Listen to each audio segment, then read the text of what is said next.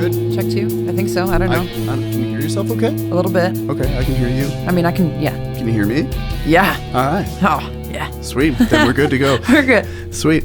Hi, welcome to 646. My name is Dawson McManus. We're in the studio with Caitlin O'Connor. Thank you so much to Pet Rock Radio for putting this out for us. How's it going, dude? Great. How are you? I'm all right. Nice. Thanks for being here. I'm so sorry this all took so long to get rolling. The rehearsal ran longer, and, well, you got to meet my kid. And, I'm so excited. Yeah, she's pretty sweet, huh? Yeah. Yeah, she's cute. Yeah, So- she's got such cute cheeks. Oh, she's sweet. I'm so excited. Thank God she looks like her mother. Stop. Stop it. I mean, Amber's a cute one. Yeah. She's cute. Yeah, she's cute. Yeah, it's yeah. I'm very grateful that she does not look like me. So, you are getting ready for a pretty big show, right? Yes. We don't have to talk about it if you don't want to. You immediately have this look like you're like, don't bring it No, up. go ahead. Go ahead. Talk. It's the Harmony for Healing thing.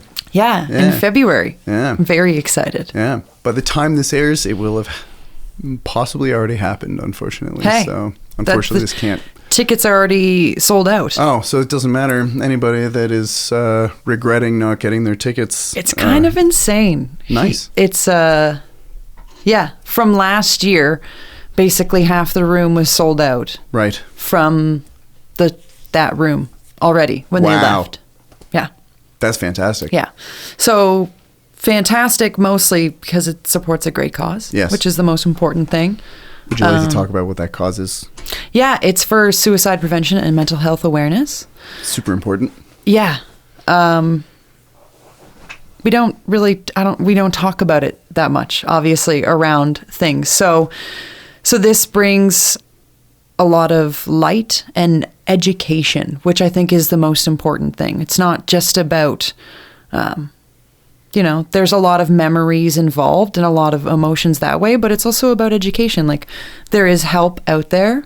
There's help in the community, and it's not that far. It's not that hard to reach out and open a door. Oh, for sure. Sometimes you just need to know where the doors are. Yeah. And it is about the memories as well. So that's a nice night to share in a lot of, pain and hurt, but also a lot of joy and a lot of change. So it's really great. And this year I'm taking on a little bit of a different role, kind of. Okay.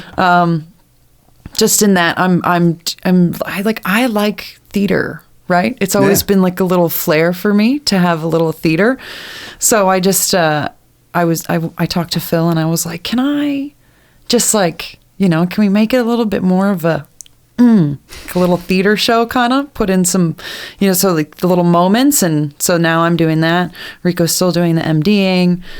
Phil does his magic, which is beyond my capabilities. And then we have the house. It's exciting. It's a good time.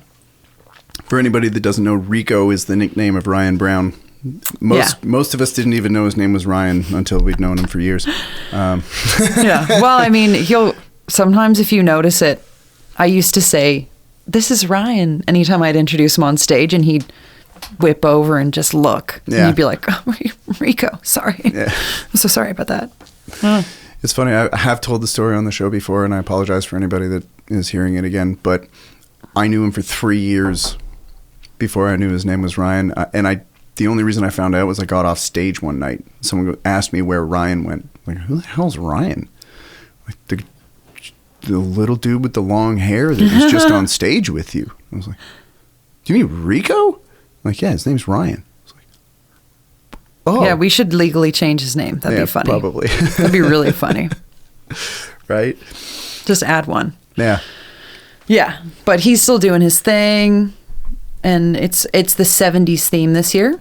So every year it's a different different decade, and the goal is to raise $10,000 a year for 5 years. Wow, so that's great. $50,000 in total, and as a team, it obviously takes a huge community to put on a show like that. Yeah. It just ends up being a really magical night. And I'm very excited for it. Right I mean, on. some of the songs, we do have like the set list in place, and There's some doozies. There's some doozies where you're just like, whew, 70s, tough decade. Yeah. Yeah, there's some heavy duty tracks that came out of that era. Oh. Yeah. I was going to swear, but I'm going to try and lay off the profanity today. Okay. A little bit. Like, I don't know if it makes a difference, but you're allowed to swear on the show. Oh, thank you so much. But I'll make my mom proud today. Oh, okay. Take off the show. I used to say I swear like a trucker. So. Yeah. That's one of my favorite things about you. I mean, vocal prowess and good hang aside, the fact that you swear as much or more than I do is, I like that. I appreciate it. Okay. Well, I won't worry so much about it then. No, you don't have. I mean, unless you really are trying to kick the habit, but. No, it's more so Pet Rock. I'm trying to respect you guys. Oh. Much love. Much love. I'm sure they appreciate it, but I mean, it hasn't aired yet, but there's an episode. Oh, by the time this one comes out, it definitely will have aired. Oh my God. A buddy of mine, good guy, really good guy, great film podcast. His name's Bob Barrow. I swear to God, he was trying to get my show canceled. It's so brutal. It's like half the time I'm just going like, dude, no. You should just have a redacted episode that's just like every 6 words is like, yeah. And? Yeah. Oh, if I actually tried to edit it, it would take me so long. It would take, and I'm notoriously lazy for not editing for content, and I'd like to stay that way. It's so much easier. I just cut the camera angles for the YouTube version, and I mean, I do a little bit of compression, a little bit of EQ, but it's pretty raw. Yeah. Okay. So, super quick heads up: if there's something you don't want anybody to hear you say, noted. Yeah. Because, I'm sure I've said some stuff that is going to upset some people, but you know, I still love my family. They know that. Yeah, you know. They just be like, dude, why you shouldn't have told that story? I'm like, yeah, oops. Yeah, but that's like, actually, that's something that's very lovable about you, is that you are who you are. Yeah. And I'll never lie to you, but you'll know some shit you wish you didn't know. You're honest. That's what it is. To a fault. It's like, hey, do you want to hear about this time I had food poisoning and pooped myself on stage? People are like, not really. I'm like, well, I'm going to tell you anyway. Someone out there does appreciate that, though. Yeah. One person out there is like, I don't feel alone anymore. Stage health got me through most of it. It failed me in the end. But, yeah. Sorry. I digress. So you can say whatever you want. Cool. Basically is what it boils down to. Nice. Perfect. Yeah. Also, you've got an awesome band, Blue Hazel. Thank you. And you guys have, you recently, somewhat recently anyway, did a live off the floor thing with James, right? Yeah, we did. It was really fun. Do you have any idea when that's coming out? Well, I don't even know what we're going to do with it. I think we treated it more as like a experience, so much more than a product. Maybe it's like we haven't really recorded that much. We're more of a catch us in the moment, live off the floor kind of group. So, and I am also not someone who deals well with being put out of my comfort zone sometimes. Sure. So recording to me is like really terrifying. It's an environment that I'm like, ugh. So I think it was just a really great afternoon to go in. James is he's like a soother, you know? Oh, he's so good. You go in really tense and all of a sudden within 5 minutes you don't understand why, but you're just like much more relaxed. He's very adept at putting people at ease and coaxing really good performances out of people. And so it was just a really nice afternoon of like understanding that maybe it didn't have to be as sterile as like some things, or, you know, when you're in a room 30 feet over and you just have like a talk back with someone, it just feels a little... Yeah, clinical. Kind of, yeah. Like, and so that afternoon, especially for me, I went being like, oh, okay. Well, maybe I will be a little bit more open to recording a bit sometime or things like that. It's but fun. he did send the stuff over. Oh, so you guys have the masters then? Mm-hmm. Well, I have the rough demo it's neat. But I, being who I am also extremely particular about not so much other people, but myself. Yeah, of course. Especially when it comes to like vocals. Yeah. So you hear like, wow, that's a really shitty vowel, or like that placement's like pretty rough. But because that's the point of it. You're doing live off the floor. You're not, putting in every line and making sure it's perfect. Yeah. It's the beauty of it. And sometimes I'm like, that beauty. But the idea of it was really to do Peterborough music.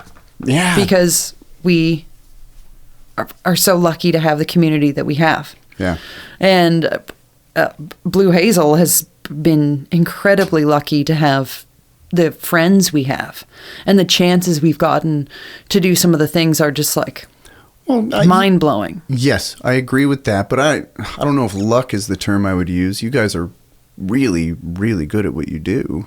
Well, and like if you thank stunk, you. None of those opportunities would have come up. Like, not to be cold-blooded about it, but it's true. Like, if you guys went out there and just, cleared the room, people would be like, oh, cool, we'll call you. Don't call us. We'll be in touch. Well, when you look at the community, there's so much good music everywhere. You're like, everyone is good. So it's just the chances that everyone that you guys hang out with is good. I mean, beginners exist. Totally. And like even garage players, let's call them like garage players. Yeah. They're hidden gems sometimes. And you're just absolutely. like, holy moly, to know that, and becoming from the music theater world, it's such a competition-based society. Yeah. You're not the person. This girl's the person. You start to feel like you're too short, you're too tall, you're too... It's never you. It's never going to be you for something. And when you start to take a step out of that and just look at the music community in general, you're like, there's places for everyone. Oh, yeah. And everyone is so different. It gives you such a texture. And so I do say lucky because you can't, can't support everyone all the time as much as you want to. You just, you can't do it. But then you get someone like Melissa, who, like Melissa Payne, I should be a little bit more contextual, who gets Music Fest at El Prairie. Yeah. And being the person that she is, gives so much of that show to the community. Mm-hmm. And to like the locals around her, to just have one song and say like, I don't want to focus on me tonight. I want to focus on the fact that, you have this rich tapestry around you. And we are lucky to have people like that, I think. Oh, 100%. Yeah. Like, cause it could be filled with just totally cutthroat, stone cold douchebags. And definitely those people do exist. But what I have noticed more and more is, despite how good you might be at any given genre or instrument, the asshole effect is very real. It's the hang. Yeah. And that's it.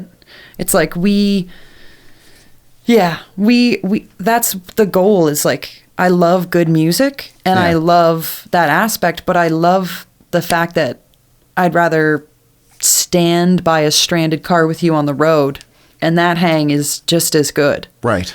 And if we can do that, oh yeah, come on, hang out. Let's right. make a good group. So that's, yeah. But you're right. Yeah. Sometimes when I I think in and around my group, I'm just like, gems everywhere. There's just so many. Yeah. I'm blown away by how lucky. Yeah. I guess it's not luck. It's just the fact that you choose. You're a magnet to what you want around you. Yeah. Well, and, sometimes there are growing pains with that, too. You hang out with some people, and then you find out some stuff, and you're like, ooh, okay, well, maybe not you as often. And then there are other folks who are like, oh, no, as often as I can. This is what I want to surround myself with. Yeah.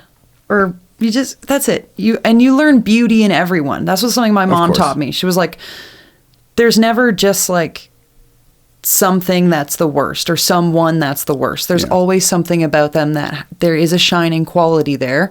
You just need to acknowledge that first and foremost, and then make decisions and boundaries based on that. Yeah. And I think we need to afford everybody the possibility of a bad day as well.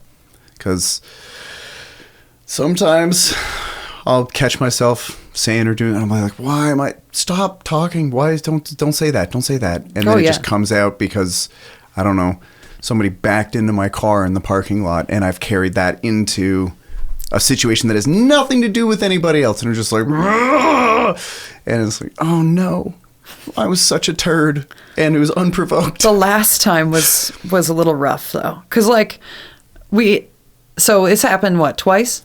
Oh, the people have backed into my car in the parking lot? And this has happened twice, right? Yeah. So the first time when you got the new vehicle, like you got your new van, and it was like pristine. It was. And then I drive in one day, and I'm like, oh no, it's not pristine anymore. Yeah. But then I had no idea you guys got a new vehicle. Yeah. And then, he's like calling for that white vehicle. And then you just heard it and came out. And I was like, no, it can't be. There's no way it's twice. It can't be. Luckily, the second collision, if you could even call it that, left zero visible damage. Like, nothing happened. You park in a new spot, though?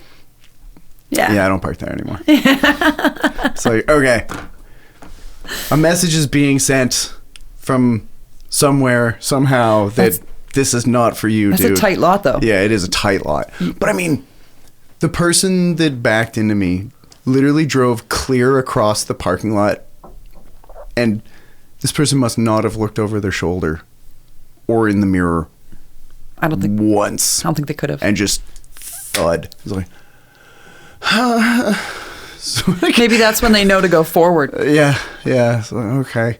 And I was trying to be as cool about it as I could because there was no damage, but I was like, the last thing I said is maybe an eye test. Which I feel like that's kind of fair. If you back up, it's an annoying, it's an annoying incident that shouldn't have happened. Yeah, but I yes, get it. You are right. I just don't park there anymore. And after the first ka-clang that caved in the what do you call that? The hatch of the van. Yeah. I got another new van recently. Actually, did you see the black one in the driveway? That's why I was like, am I in the right spot? Because I thought there was one. Yeah. Nice. It's like, isn't there one that's like falling apart that should be here? No, but the black one, is it same as the Dodge? It's a Grand Caravan. So the other one was just a Caravan. This one is the slightly larger version, so I can fit even more gear in the back. Why not? Yeah. All the seats still fold into the floor, which is perfect. And it has a really good crash safety rating. So, when we put the kid in there, it feels more secure than doing it in that teeny little, what is it, a Hyundai? Yeah. Or I don't even, is it Honda or Hyundai? That one's a Hyundai. There's the kid there. I don't know if you guys can hear her, but she's stomping around up there. Cutting board. Yeah, cutting board. Yeah. She wanted her oranges cut up. Oh, she likes a knife and a cutting board. She does. Actually, we have, it's adorable. We have this beginner kitchen set for kids, and it's got a cut-proof glove that you put on the hand that holds stuff, and it's got plastic knives. So, but they actually do cut softer things. I mean, you're not going to be... Cucumber? Yeah, you cut a cucumber. You could cut up fruit of any fruits and veggies you can cut up. If the meat is really, really tender and already cooked, you could cut up meat with it, but you're not... Yeah. You're not going to be trimming fat off of a roast. Because that's exactly what Cece would be doing. Yeah. Like, give me that roast. Yeah. Let me in there. Mm-hmm. She does. She's a good eater though, and she'll. It's funny. She doesn't like sweets though, which is weird. I'm happy about it. But I gave her. I gave her a bite of some kind of pie. I think it was strawberry rhubarb, and which is my favorite. You gotta try this, kid. This is the best. This is what life's worth living for. She takes it. She's like, spits it. She goes, peas, daddy. Okay, and you're like, cool. Yes, amazing. Awesome. That's great. Her aunt is also the family dentist, so it's like, your aunt's gonna love this. A win with the fam. Yeah, absolutely. And also just she'll be healthier for it, which is nice if she wants to avoid She'll sugar. be rising and grinding soon. Yes. Yeah. I still have that mug you got me for Christmas however many Nice. years ago. Yeah. Yeah. Yes. Yeah. It's in the gym and I look at it every day. I'm like, yeah, I probably should. I don't want to, but I should. And then I start and then I feel good. See, I'm not great. I'm not great with accountability. I do something for like 3 days. I'm like, I feel amazing. And then the 4th day, I'm like, I did it. Back to Diablo. Back to, oh yeah, I play a lot of Diablo. I really do. That was a hard thing for me to kick was the video games. That might have been the hardest. That and sugar are the two things that I've had the biggest struggle with not indulging in. I want to go back to board games, like actual board games. That's Yeah. like something we did in our family a lot. And it still is like a video game, but just like much more social, obviously. Way and more fun too. yeah. Well, you play with Marcus, it's a little bit more cutthroat. Marcus, I love playing board games with Marcus. I do too, but he's just like so serious. You're playing Catan, and he's so like, "What do you need?" No, and he'll like make you ask for it, and then just say no. That's why I love playing. You're like, because he does it the same way I do. He is as intense and competitive with board games as I am. Yeah, and so it makes me feel validated. So imagine playing with him, and then you have Rico on the other hand, who has not listened to one rule. He has not paid attention to one thing, and it's like, how can we get through one game here? Oh my God. Okay, I could see that being. And it's fun, but we also have a game. Have you ever played Pandemic? No. So this is a game that obviously came out sometime, I think around, could be wrong. Sure. But it's a cooperative game, which is fun because you're like, finally you don't have to fight Marcus. We're going to work together, which means I have a very good chance at winning. Sure. But then you also still have Rico. Who's just not paying attention. Yeah, and you're like, characters have really great abilities, and then halfway through the game, we're like, we didn't even read his card. We have not been paying attention, and we've never won this game. We've never won Pandemic. Oh, wow. So whatever It's that so virus is gets hard.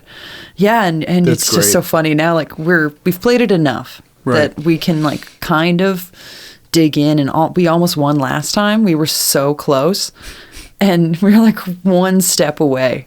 But just that half a game where we didn't really pay attention, we're just like, no. A game that I would, oh my God. So I have this board game that I would love to play with you, especially with Marcus, because I know how invested he gets. It's called Secret Hitler. Have you ever heard of it? No. It's incredible. So it's the liberals versus the fascists, but nobody except the fascists know who the fascists are.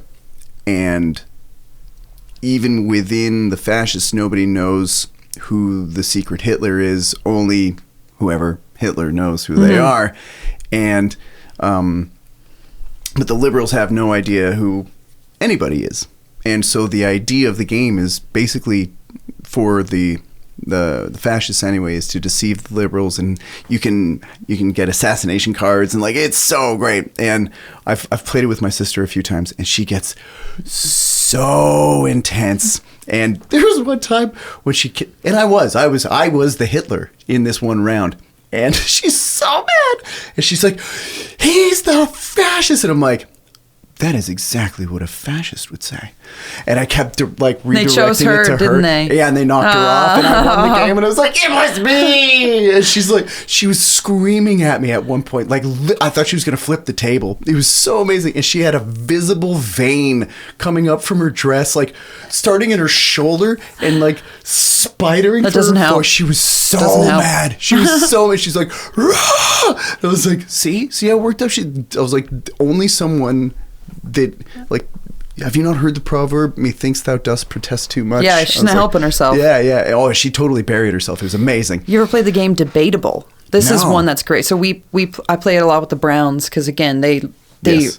Yeah. Yeah. They love banter and they're good at it. They are very good at it. So you get a topic, and one of you is pro and one of you is con. Right. But then you have to pick up another card and it tells you how you have to achieve that. So it's like you have to use like insane lies. or you have to shoot down whatever they say, or you have to use all these things, or like something like that. That's cool. And it's always really random. But like when you're listening to someone talk, you're like, why? What is going on? And then at the end, they're like, oh yeah, I had to use duck references the whole time to prove my point. And you're like, oh, that's so amazing. Hard. Yeah. But then you start to like go back and forth being like, but this and this and this. And it gets like really funny. And when people vote, you're like, it's a good game. That's awesome. awesome. It's a simple card game. And you're just like, it creates a whole night of like really good fun. Yeah. I think still to this day, my favorite might be Quiplash from the Jackbox games. It's, oh my that's God. a good one. There have been times over at Sean and Chantel's where one in particular, I was laughing so hard, so much that I swear I became oxygen deprived and I gave myself a headache from laughing too much. Like the answers are so, for anybody that doesn't know what Quiplash is, it's basically Cards Against Humanity, but you get a prompt and you create your own answers, and you do it secretly on your phone, and then it comes up on the TV, and you all sort of read the answers together, and then you vote for your favorite answer to whatever this kind of silly prompt is. And if you play with the right people, you get outrageous answers. Oh yeah. And did we ever play with you guys? I'm not sure if we played. No, we played games. Those were like actual games, though. Yeah. When we played it at someone's like birthday party or something. Right. I don't remember, but there was like a few times. Yeah. I think the last one I did with you guys was at that one birthday party of Marcus's. Yeah, it was like a friggin' snow disaster outside. It was blizzard. Ridiculous. Yeah. Yeah. And Marcus didn't even tell me it was his birthday. He just They never do. He just goes, I'm having a party at my place. And I'm like, oh, well, it's December. They never Chances do. are it's a Christmas party. And I didn't have Christmas presents for people yet because it's the beginning. And now it's my own fault. I totally forgot that his birthday is December. I think it's 7th. Oh, I was going to say 6th. Okay, but That's Ryan's October 6th. Oh, okay. That could be what I'm screwing up. I know it's early December anyway. It's like the first week. And I wasn't even thinking about it. Totally forget. So I show up, obviously no gift in hand, and everybody else has presents. And I'm like, oh, damn it. He goes, that's okay, Dawson. You know what I want more than anything? I was like, what? Your He's company. Like, I want you to get drunk with me. Oh, I was like, oh, Marcus. I do remember you were lit that night. Dude, I was so... And I do remember that. for people that know me, I'm not a drinker, and I'm a super lightweight. And Marcus is like, we're drinking tequila. But you're so happy, though. Oh, yeah, you know? I'm a very happy drunk. But it's embarrassing because all I do is walk around and tell people how much I love them and I want to hug them, and it's too mushy. You know that guy say you don't well, like understand once is good. Yeah. But like the 5th time. Yeah, you're like, okay, I get it. Thanks, You're buddy. just like, I thought you were honest the first time. Yeah. And you're like, no, but honestly, I'm saying it. And you're like, I know.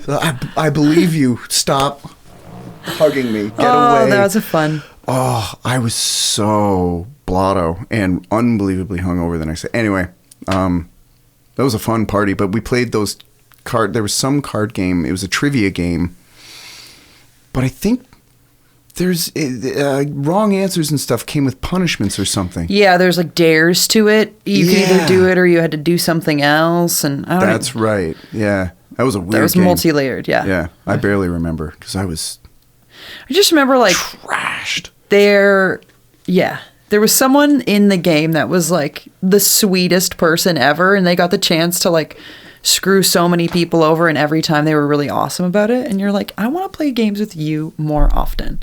It sounds like an Emily thing to do. Yeah, well, Emily Burgess is who we're talking about. Yeah. Yeah. She couldn't hurt a stone. I think if she saw a stone in her way, she'd pick it up gingerly and like move it out of the way and place it down and then go back to walking. Yeah. And it makes sense you meet her whole family. Like, oh, yeah. I totaled Emily's car once. Oh, So- that's right. Yeah. I forgot about that. Yeah, I lived 4 blocks away from Long McQuaid, and on that 4-block drive, managed to total Emily's car. Was it in the winter? Was it black? It was Why do I think it was like black around. ice? It was around fall. because we were doing Evil Dead. So I was on my That's way to an right. Evil Dead rehearsal. But That's someone just like blew like a stop sign, and they just drove out right in front of me, and it was like inevitable. Like it was going to happen. But she was on tour. Yeah. And she was and so I had to call and be like, I'm so sorry. Thank you for lending me your totaled vehicle.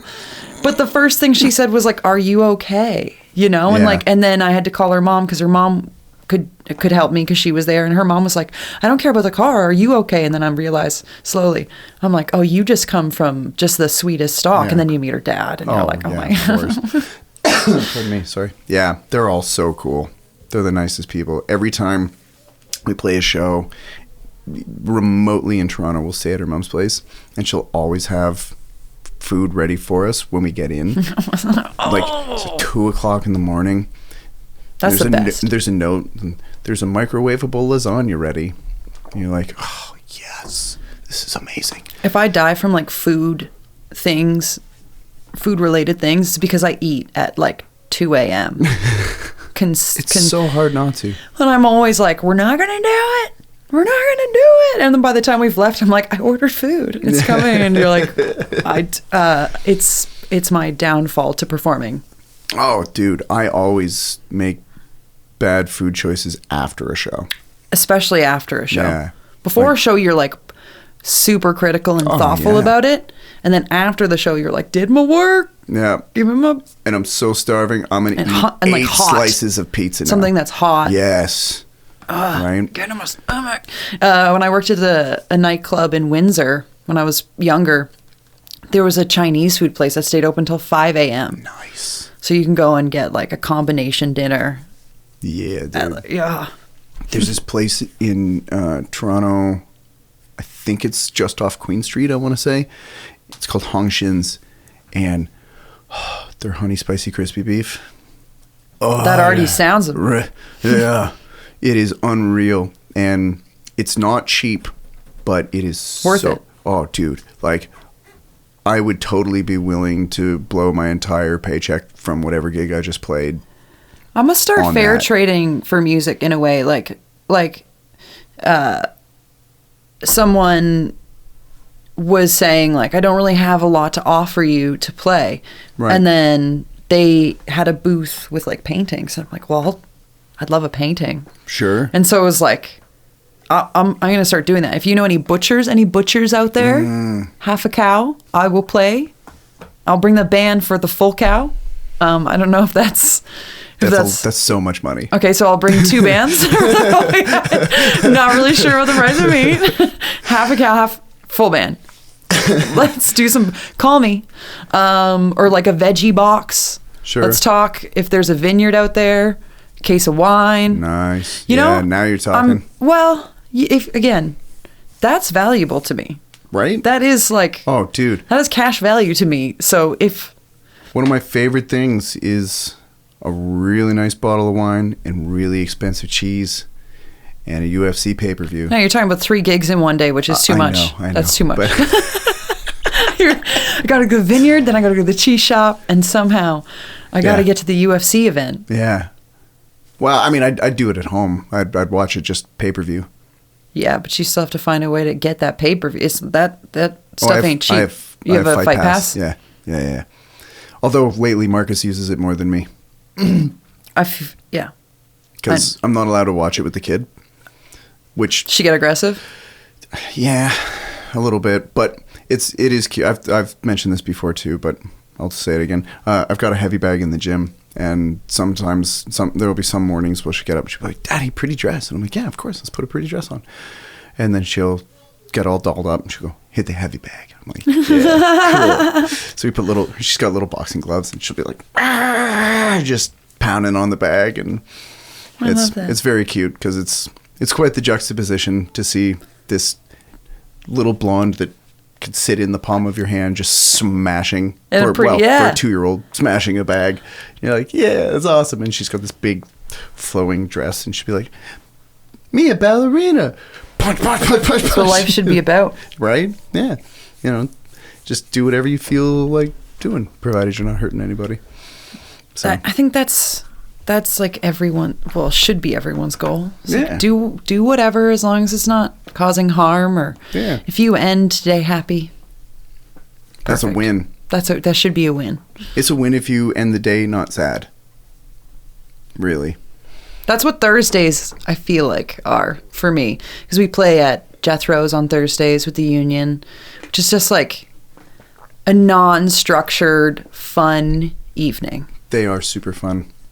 And it's anything goes. Yeah. It's like we got Aaron up in a inflatable dinosaur outfit one week just so for rad. fun, you know? I want one of those so badly to do exactly that. Oh, you can borrow mine if you want. You It's have mine. one? Yeah. I got it so I don't know. I lived in Toronto for like a year and a half. Yeah, when you were doing all the car stuff. Yeah. And so like that was probably the longest amount of time Rico and I have spent like living apart. Yeah. You know? Well, because you guys started dating when I was still living in the Avenues. And that was... It's been... It's got to be like almost 10 years, if not 10 years, right? Just about. Yeah. Yeah. Okay, I thought so.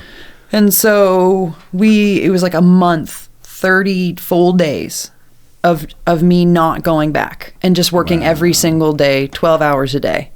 And then I was like, how can I show up and show my affection the most? And so I got one of those inflatable dinosaur outfits. That's amazing. And when I got home, I like knocked on the door in it.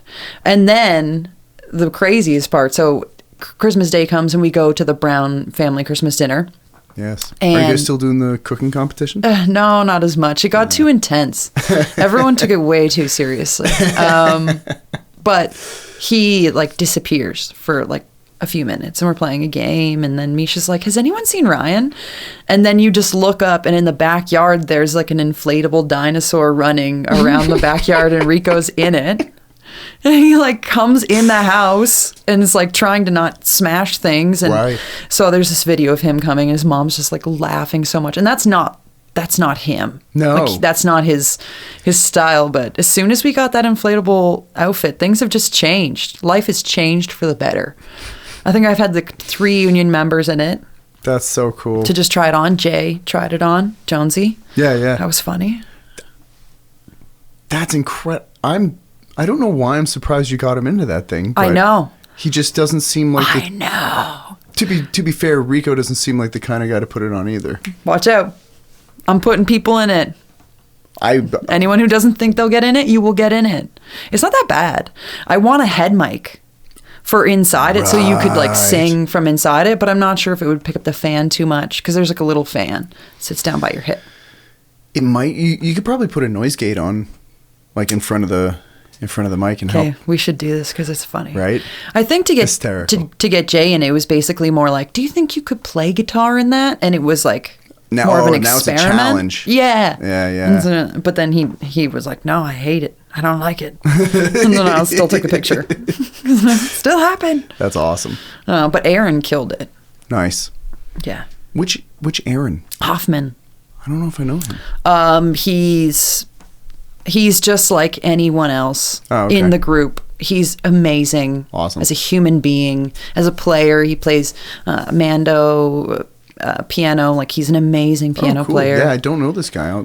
His dad plays fiddle, and his dad is really epic. His dad joined the Union for a few nights, which was like really fun. It was really nice. That's so cool. Well, and that's what I mean about Thursdays. It's like it's a time for like trying something, getting your feet under you, getting your chops up, finding out what you can do, what you can't do. Yeah. Half the time you don't know what you can do until you just try it. Yeah. Oh, of course. Right. And then you're like, oh, yeah. I miss going to the Union, but come on out Thursdays. I know it's tough though because I'm home with the little one. Life. So yeah, Life. And it is. I actually switched my teaching shift so that I'm done early to pick her up, and I was starting to feel too much like a part-time parent, and it was making me sad. And so it's nice. Yeah. We have cacti as children, and Sure. you don't really need to look after them so much. They do a lot for themselves. So they're very self-sufficient. Yeah. I'm just busy all the time. Sure. If I can be. I do. I really do. I miss hanging out with everybody. But, you know. We should just do an afternoon hang. We should realize that maybe 10 p.m. is too late, and we'll just do an afternoon hang somewhere. And just that would be fun. Actually just like hang out and play and not worry. But I don't know. Because, yeah, we all have like and even for some of us, we're like working on Thursday nights, and then you go down and you're just like, oh, I'm so tired. Yeah. But then I don't know, you start to play and you're like, yeah. Oh yeah. As soon as my feet touch the stage, there's something about it where it's just like energy. Well, I mean, adrenaline obviously and dopamine help a lot, but it is funny how quickly just life in general, anything that isn't that, just completely disappears for the time you're there. And something new always like kind of shocks you because we've played the same songs all the time, so you kind of get into that vibe of like nothing hits Changes. you anymore. Yeah. But then I don't know, like there's one time we were playing Gimme One Reason. Nice. But a song we all know, you know? And then Bruce, this guy from Toronto, takes solo on the triangle and blows my mind. Like, That's just like wild. Literally my mind, and like my face is like, what the this is amazing. And I just left so inspired that evening, being like, holy crap, man. That's like, there's, you know, and it's fun. Then all of a sudden you get your little shaker tambo set up and you're like, oh, you can kind of do things like that here too. And it's like sick. Those times when you're like, okay, yeah. I think my favorite thing about, and what I miss most about the Union musically, because the hang is obviously the best part, but the musical side that I miss the most is that the whole night feels very tongue-in-cheek to me.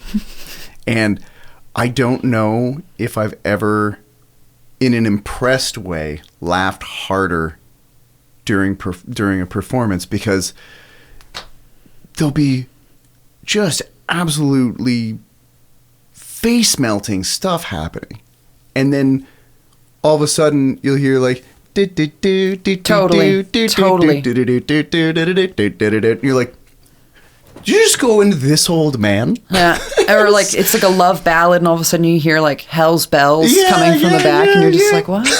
Or even one time you just like, again, you never know. So at the start of the night, so the Union started with the three. So it's Brandon, Rico, and Jay. Yeah. And then we've all kind of just wandered in and kind of collected. But Jay has all these instruments, and he has like a double neck. Yeah. No, he has a double guitar. What is it? Well, like it attaches and detaches. The neck, yeah. So he can make it a double neck or not. Like, yeah. He has modular instruments that he can create and not create. Yeah. Then sometimes he can make his guitar sound like this Transylvanian organ. Yeah. And you don't expect it, and then he just like surprises you with it, and you're just like, ah.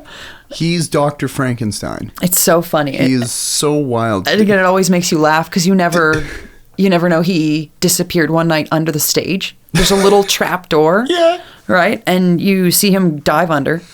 And you don't see nothing, just his butt. And it's in there for a while. And you're like, okay, where are we going here? What you doing? And he comes out with a train whistle and just starts blowing away on that train whistle. That's hilarious. And I was like, well, how did you know that was in there? Like, did you put it? Like, I don't even know how you know that, but it was awesome. It was a good moment. That's so funny. Oh my God. You kind of like live for those. Oh yeah. Those weird spontaneous moments. We don't care. Yeah. And it's not meant to be, I mean, yes, for your projects, you strive for consistency, like a good performance, a fun, good performance all the time. Mm-hmm. That's what you hope for. Not necessarily are we the kinds of groups normally that try to have a different performance every night. Mm-hmm. You know, we kind of stick to our lanes and our tracks, but the Union is...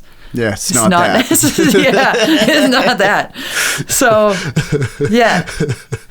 It is its own animal for sure. That's where I've done most of my like learning in failure. Sure. Is just being like, I don't really know what's going on. Sometimes I'll have to look around and be like, play a chord. Just one chord Please to help give me me a out. tonal Because center. I think I've sang the whole verse completely off. Yeah. And What key are we in? but I'm gonna commit to it, and I'm present that. But and Well, I mean, the world didn't end. Yeah, right.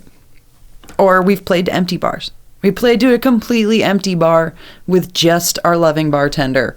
Yeah. And loved that just as much as a full bar that gives you all of their energy. Yeah. Or you create family. You got the Rustlin' Bears. Do you know who those guys are? No.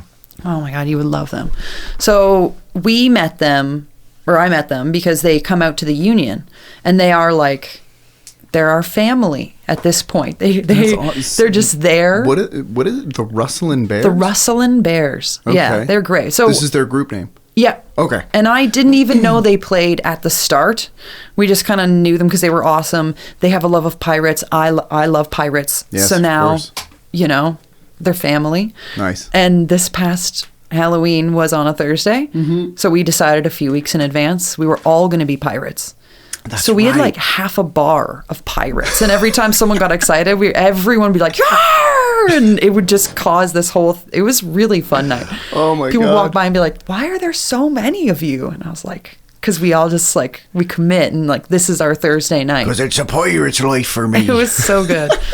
But they started coming on Thursdays and I don't know, we've been doing it a few years now, but after a while, when I was like, you guys jam? And then now they're playing all the time, and they're awesome. That's great. And they're so great, and they are always in a different. They always have different instruments. The one guy plays 6 different instruments on any given night. You never know what he's going to pull out. There's just a fun, really again group of good people. Yeah. And it's nice to be able to even meet people like that on gigs like the Union. Yeah. Because again, they understand too. It's just fun. Oh, yeah. It's just... Oh, man. So you're going to come out on a Thursday. I have to. We're playing one. I'm finally starting to get back out into the world. When the kid first came, it was just nothing else existed. And... Which it has to be that way at first, and then eventually you get to become a human again. But for a while, it's there is no autonomy. I exist solely to make sure that you continue to exist, and that's kind of it. And which is great. It's awesome. I don't want to allude to the fact that I am not enjoying myself being a parent. It's stressful. It's hard. It's exhausting, and sometimes you're like, oh my God, I just want to go to sleep, man. I just need a nap, but I can't because there's too much shit to do. But I miss my friends, and I miss the jam and the hang and the, kind of basic music, the musical equivalent of falling down the stairs and hoping to land on your feet. I miss that, I just think we can do that, and it doesn't have to be what it used to be. We started in this area by going to open mic nights and stuff like that. Yeah. And I love open mic nights. I love them, but just sometimes they're so late for me, or you've got the work day and things get in the way sometimes. So it's creating instances where maybe an earlier jam is cool. Maybe a Sunday blues jam sometime. Right. The one I love that one that happens that Al does on Sundays. Yeah. It's so, again, sometimes I feel like it's really easy to get discouraged. Yeah. In our work sometimes. And those are the days that can really make you feel connected again, or revitalized in a way. Yeah, lifted back up and being okay, there is a purpose. There is something other than just getting another thank you for applying, but no thank you, or whatever they are. That, And then sometimes it can also feel like you're only doing it for a paycheck periodically. And then something awesome happens. You're like, oh, that's right. I love this. I forgot. It's funny, actually, just with you talking about life can sometimes get in the way. That's 75% of the reason I started doing this, because I was like, I miss my friends. And this is an excuse to hang out with and get people to come to me. Because also, unfortunately, there is that side of me that is a slight workaholic. And if I'm not, quote unquote, working, then I'm not being productive and I'm being lazy, and then I'll just hate myself. And so it's like, if I... It fills Yeah, it's that nice Venn diagram where it crosses over between the socialization and being productive. Yeah. So, but yeah, I do want to get back to the Union and some of the Sunday blues jams again as well. And now the kid's getting a little bit older. I want to start taking her to the blues jams and just put the big muffs on. So we've got these adorable pink muffs. Actually, I'll show it to you when we're done, but there's a full mini drum set in the other room, and she crashes away pretty regularly, which is fun. We actually jam periodically. Nice. It's really fun. It's just noise, but it's great, adorable noise. It makes me happy, and it makes her happy, and that's awesome. That's what it's about. At the early age, it's just more about loving it than doing anything specific. Yeah, absolutely. And I think the sooner she can feel like it's a fun thing to do, even if whatever instrument she decides to, or maybe no instruments, but if she does decide to get into it, I am unbelievably lucky in the catalog of people that I can call to be like, hey, show my kids some stuff, because I know there's a time coming when she's not going to listen to anything I have to say. That's the vibe. You know, you go through a few years where even though you have gold of gold wisdom, they're just like, no, thank you. Yeah. So take it from someone else. Yeah. Oh yeah, of course. And it's fast in coming. Like, I have a couple of years left where I'm still Superman. And, Then you'll go back. Oh, yeah. There's definitely that time. Yeah. She'll hopefully eventually come back around again. Totally. But I know. And there's going to be a time where she's like, you just don't understand anything. And because I think all of us have said that. I remember the date I came around. I remember the specific date and time. Right. That I was like, my mom's a human being. Oh my gosh. I've been terrible. Right. And then from that point on, there's just an understanding, and then there was like a deeper meaning, and that time will come around. Oh yeah. Yeah. But enjoy the time in between. Oh, absolutely. I really do try to eat it up when, like, it'll be funny. She'll rip a picture. She'll be like, Daddy, fix. It's like, because you can fix anything. It's like, ooh, okay. Which that's easier to do. You tape it back together. But no joke, she broke an egg. She's like, you're like, yeah, Daddy, fix it. I'm like, oh yeah. Good luck. That's a little above my pay grade, kiddo. That's bless you. It's like no, but then also it's like, well, here's a permanent result of something you've done. That egg is now broken. You can't put that shell back together. But we can cook it. Yeah. Oh yeah, and we did. There's positives and learning. Yeah, all of absolutely. Science and technology. Sorry, I'm talking way too much about my kid today.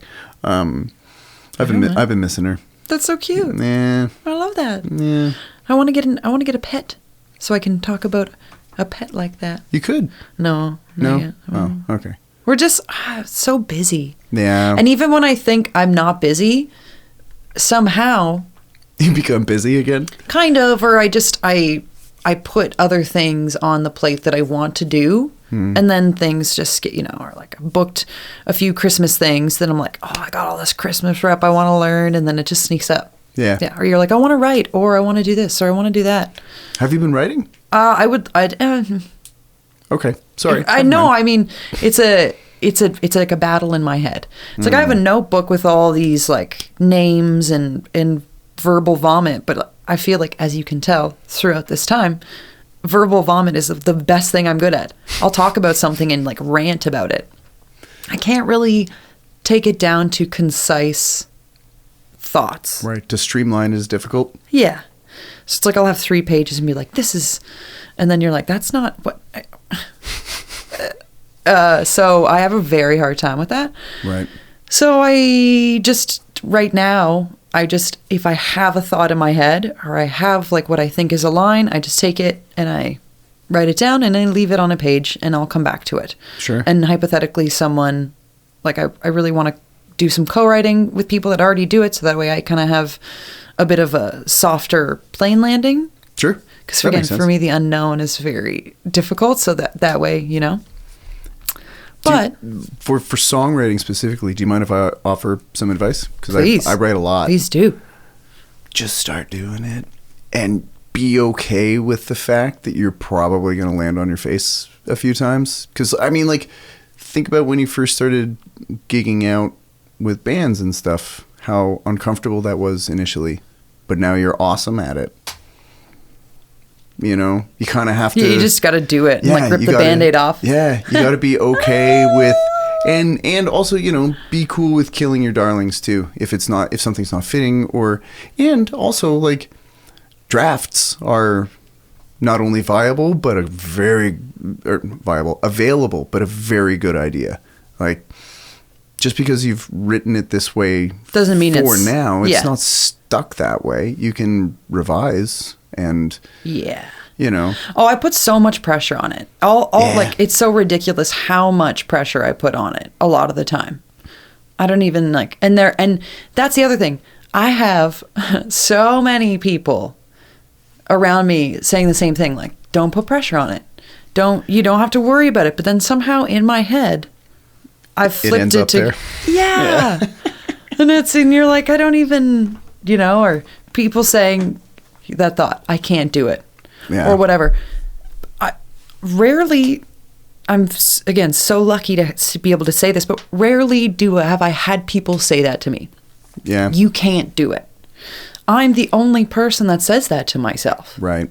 Which is so funny because the person I love the most in the world can look in my face and say, and honestly mean it, you can do it. If you want to do it, put the work into it and you can do it. Yeah. And then in my head, I'm like, he's a liar. Don't believe him.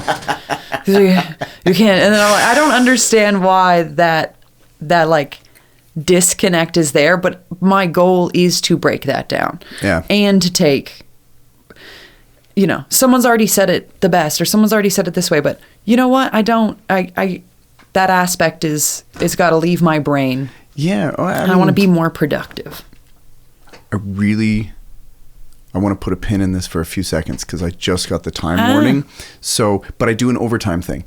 So, or I've just started to because I've had a couple episodes run way too long. So super quick, give everybody your social media stuff so they can find you online. Caitlin O'Connor Music. Yeah. On Instagram.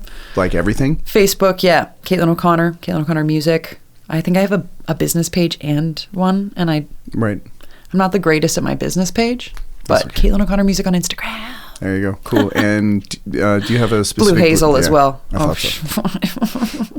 So I'm like, self-promoting is my biggest failure. But me too. Blue Hazel Music or Blue Hazel Music on Instagram. Cool. All right. So there's going to be a outro theme song for Pet Rock Radio. Thank you so much for putting this out. Really appreciate it. Thank you, Dawson, as well. Thank you so much. Me. Oh, yeah. Thank you for coming to hang out with me. I've missed hanging out with you guys. Me too. Yeah, I know. But freedom is coming in small doses. It's like winter is here, but freedom is here. Yeah, right? Here comes the sun. That's the wrong melody for... here comes the sun. I knew where you were going. Yeah. Anyway, womp womp.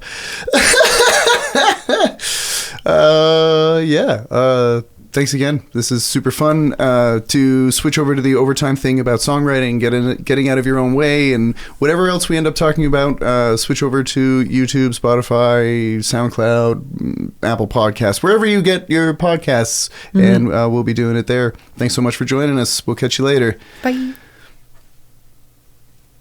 Okay. Nice. Cool. So, you end up getting in your own way is kind of where we left off. A million times. Yeah. Like, we did the PMBA. Yep. And it was awesome. We did, so Blue Hazel, multiple versions of it. There's like a full band, trio. You kind of never know what you're gonna get. Even, right? Yep, sometimes duo. Sometimes solo, which is probably, I've started since September. No kidding, I didn't know that. Which is extremely terrifying. Yeah. And not the same, but we played as a full band, and we did a band tune. Nice. Like the band.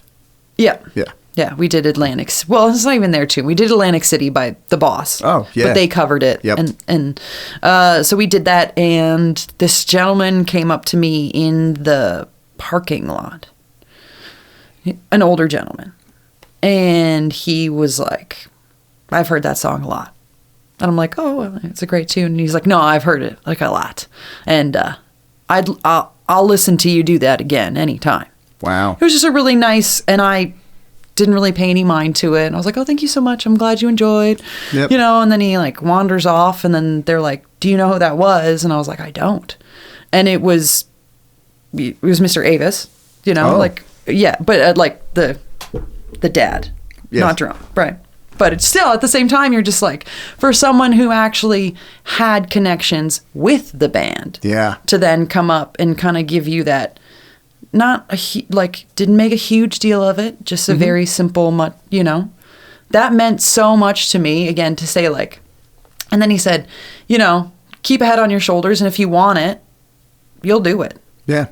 And then I was like, oh, thank you so much. And then I went home and was like, you suck. In the same day. You like watch a shitty cell phone video back, which gives you really no context to how any of it went. Yeah. And then you're like, Or I tripped over this syllable. I was pitchy here. I was late on that beat. Yeah. And it's like, nobody noticed in the moment. You're the only one that can hear it even now. And the way that the 99% of cell phone microphones capture anything is so misrepresentative of what it sounded like in the room. And yes, I know exactly what you mean. But you still judge take that next song sober. thing out and just like toss it. Yeah. Or so like it's so easy to get in your own way, and then to let brutal. Whatever you're trying to do, all of a sudden that affects that. Yeah. And so eventually I will write. I will do it. But it's like for some reason that's like my huge wall that for some reason I'm just like. It's interesting because I think anyway that you are actually far more creative. I know that you're aware of your skill level, or you should be anyway, but you're actually really super creative when you were even just explaining why you named your guitar. Oh. Wait, that was what? Was that Wednesday? Oh, yeah, I think that was like last week. Yeah. Yeah. I was like, holy shit. That was so multi-layered. It was like 4 different layers to it, which was, I don't name any of my instruments. I probably should, but I don't. And I don't know, like, I don't know. I don't think in that way. Oh, I think it's either it's good, but it's also sure. Like it's at the same. I'm an oversharer, but to a certain concept, like a certain line, and then there's a line that like I don't let anybody really get past a lot of times. Like I rarely talk about my mom. Yeah. I talk about her in like easy things, like, but I rarely go through like I lost my mom in 2018. Yeah. I rarely go on about stuff like that. So when I'm thinking about writing, that is a huge thing too, because it's like I don't want to be too personable. Like I don't want to be like, this is a song about this, or like something like that, or even like I'm kind of sick sometimes when I have a show. Sure. I'll be like, this song's for my mom, even though she didn't show up today. And like, I don't know, I got dark humor. Humor is my way of of being able to move forward. Of course. But then I'll always look at like the guitar player and he's like, what the fuck is wrong with you? Like that's dark. I mean, yeah, but there's a couple of like I use insanely dark humor to cope with all kinds of things, and you're preaching to the choir when you say shit like that. Also, that's a good joke. It's a good joke. It's fucked up, but it's a good joke. And then if you know me, then someone will be like, oh yeah, she's dark. Or like my sarcasm doesn't always come across, and I'm an extremely dry, sarcastic person. I love it. I love it. So a lot of times people will be like, she's a bitch, like she's terrible, or whatnot, or like one time I was talking to someone. It's like I was talking to Tara Lightfoot. Oh, okay. I think she's amazing. She's great. Yeah. Jeez. Yeah, she's awesome. We were talking about it earlier. You know, the idea of like putting female on a label. You know, so I'm talking to Tara and I'm like, yeah, just like Emily Burgess, man, she's a great female guitar player. And that's my sarcasm coming across, because in my mind, I know how I feel on that subject, which is the opposite. Right. Which is like, I would never say something like that. And I just like waited for that sarcasm to ride on over to Tara, not realizing that she has no context. Yeah, and she's never really met me. She's no idea. So she just heard something that she hates from someone. Because she was like, oh, she's a great guitar player. She even said that. She was like, she's a great guitar player. And I was like, no, I was joking. No, it failed. And it was such a moment where that sarcasm did not come across. So it's like sometimes it gets me in trouble. Sure, yeah. Sometimes it works, you know. Yeah. So I'm trying to bridge the gap between being personable or letting someone behind my lines a little bit. Yep, for sure. And not being too much too obvious about it. Because one of my favorite songs in the world, it's by Luba. It's Every Time I See Your Picture, I Cry. Oh. And it is, you know, but when you're listening to it, for some reason, maybe everyone's perspective is, you know, you just hear it for someone like a lover. Yeah. Or something like that. A bad breakup, something like that. She actually wrote it for her dad, who passed away. Right. And so then, like, I don't know. Sometimes those songs, it's like, it's not obvious. Yeah. She's not laying it out on paper. Sure. She's laying out the general idea, and it allows everyone to connect to that song. Absolutely. Much more so than just being like, this is a song about people who have lost their fathers. Yeah. You're like, so sometimes I don't understand how to be that ambiguous. Take my thoughts. Yeah. Something I actually, on that topic, I like using either ambiguity or straight up abstraction. Sometimes though, I have to rein it in, because I'll be like, check it out. Be like, what? This just seems like word salad. I'm like, right. Rats, you know? So you go back and you edit, you know, and it's just like, okay, well, how do I be maybe a little bit more direct without completely just, like, you ever watch a movie and you just get this huge exposition dump and you're like, oh gee, really? That's what's happening? Like, you don't want to do that either, right? So I know what you mean, you have to toe the line, but I mean, it's the same thing with basically learning how to do anything. You kind of have to make a mess of it first, at least to an extent. You know, I can count on one finger how many songs I have, at least, well, I shouldn't say songs, how many lyrics I have written and not revised. Right. It's happened once. I don't know how many songs I've written. Yeah. And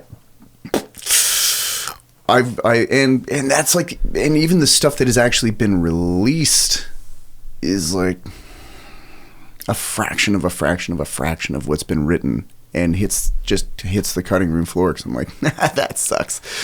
Or, you know, like there are tunes that I've started and not finished for various reasons. A big one is I feel like I'm, you know, for whatever skill, whether it's chops in terms of playing, or if it's a vocal thing, or if it's a lyrical thing, it's like, I have this awesome concept, but I'm not good enough to actually finish this yet.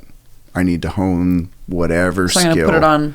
Yeah, put it on the back burner because this idea is too important to rush and then just blow it and do it now. Well, yeah, and like, so again, the people we're surrounded with, there's so many good songwriters. There's so many, like, you know, and then you're just like, ugh, everyone said it so much better. They've already they just say it differently, dude. Yeah. You don't get so hung up on the what's better or worse, because like that's the music theater competition idea. Of course, coming out.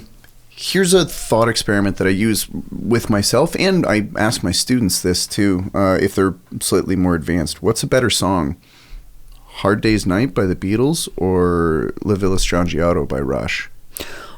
Well, like, how do you... don't you find it, and this might give you a bad version of me, but is it not easier to tell and I actually believe it when I tell my students these things, like, sure, you know, all of those lessons, but then somehow when it comes to your work, for some reason, it's really hard to listen to those things that you've said and believe in them.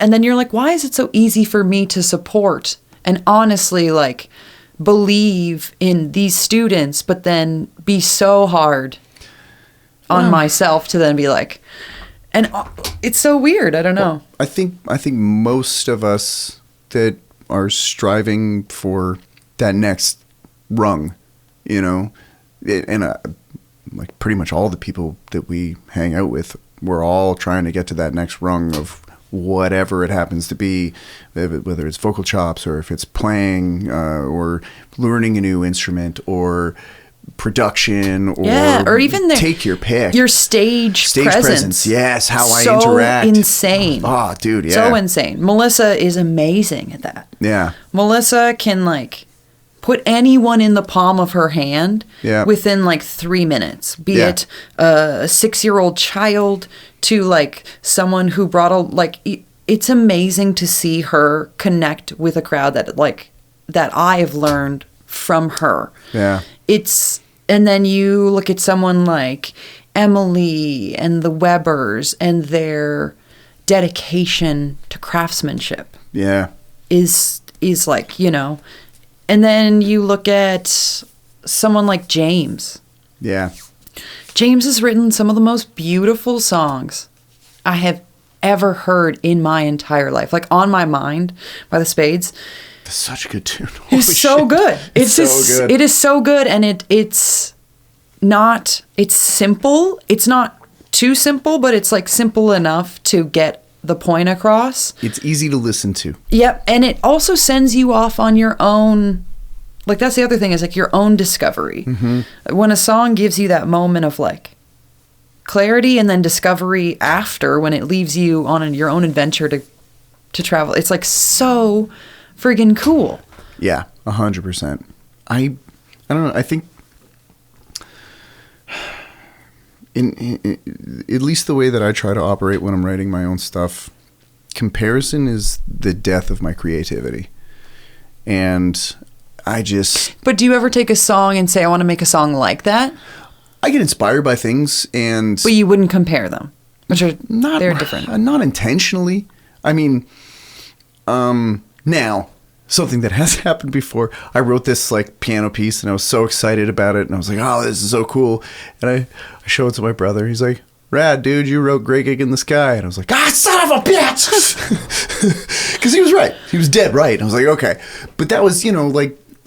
I didn't even realize I'd done it. But well, I mean, it's also hard not to do things like that. Yeah, because 100%. You know, all of a sudden stuff you grow up on just sneaks in sometimes. Yeah, or like let's talk about On My Mind. Sure. Its pattern is very similar to Wheat Kings. Yes. Yeah. Obviously they have different other segments, but like that initial vibe, but it's not the same because they both treat that differently. Like there's the more acoustic kind of strummy vibe, whereas the Spades version is much more like down strummy, but it's so different. But it's actually really similar. Like I want to write a dirty Christmas song.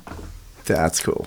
You know, you should. But then you should. when you start to like listen to some of the ones that you're like, oh, that's the same bass line. Yeah. Who cares though? Yeah, totally. That's the idea. Is like you can take that now and put a different vibe on it or different spin. Yeah. Now I just need to do it. Yeah. Now I just need to do it. There you go. Yeah. There's your hook for your dirty Christmas song. Well, it's about Santa. Oh. Not wanting my cookies this year, but he had them last year. Yeah. That's awesome. Yeah. Oh, Caitlin, please write that song. Please write that song. So that's amazing. But it's like, I've always had this like aversion to writing, and then my first song is a Christmas song. You know, doesn't matter where you start, right? No, and like I don't know, like, dude, I'm. Have you heard anything off the album I wrote during the lockdowns? Mm-mm. It might freak you out. I can give you a copy if you want. It might freak you out a little bit. It is dark material.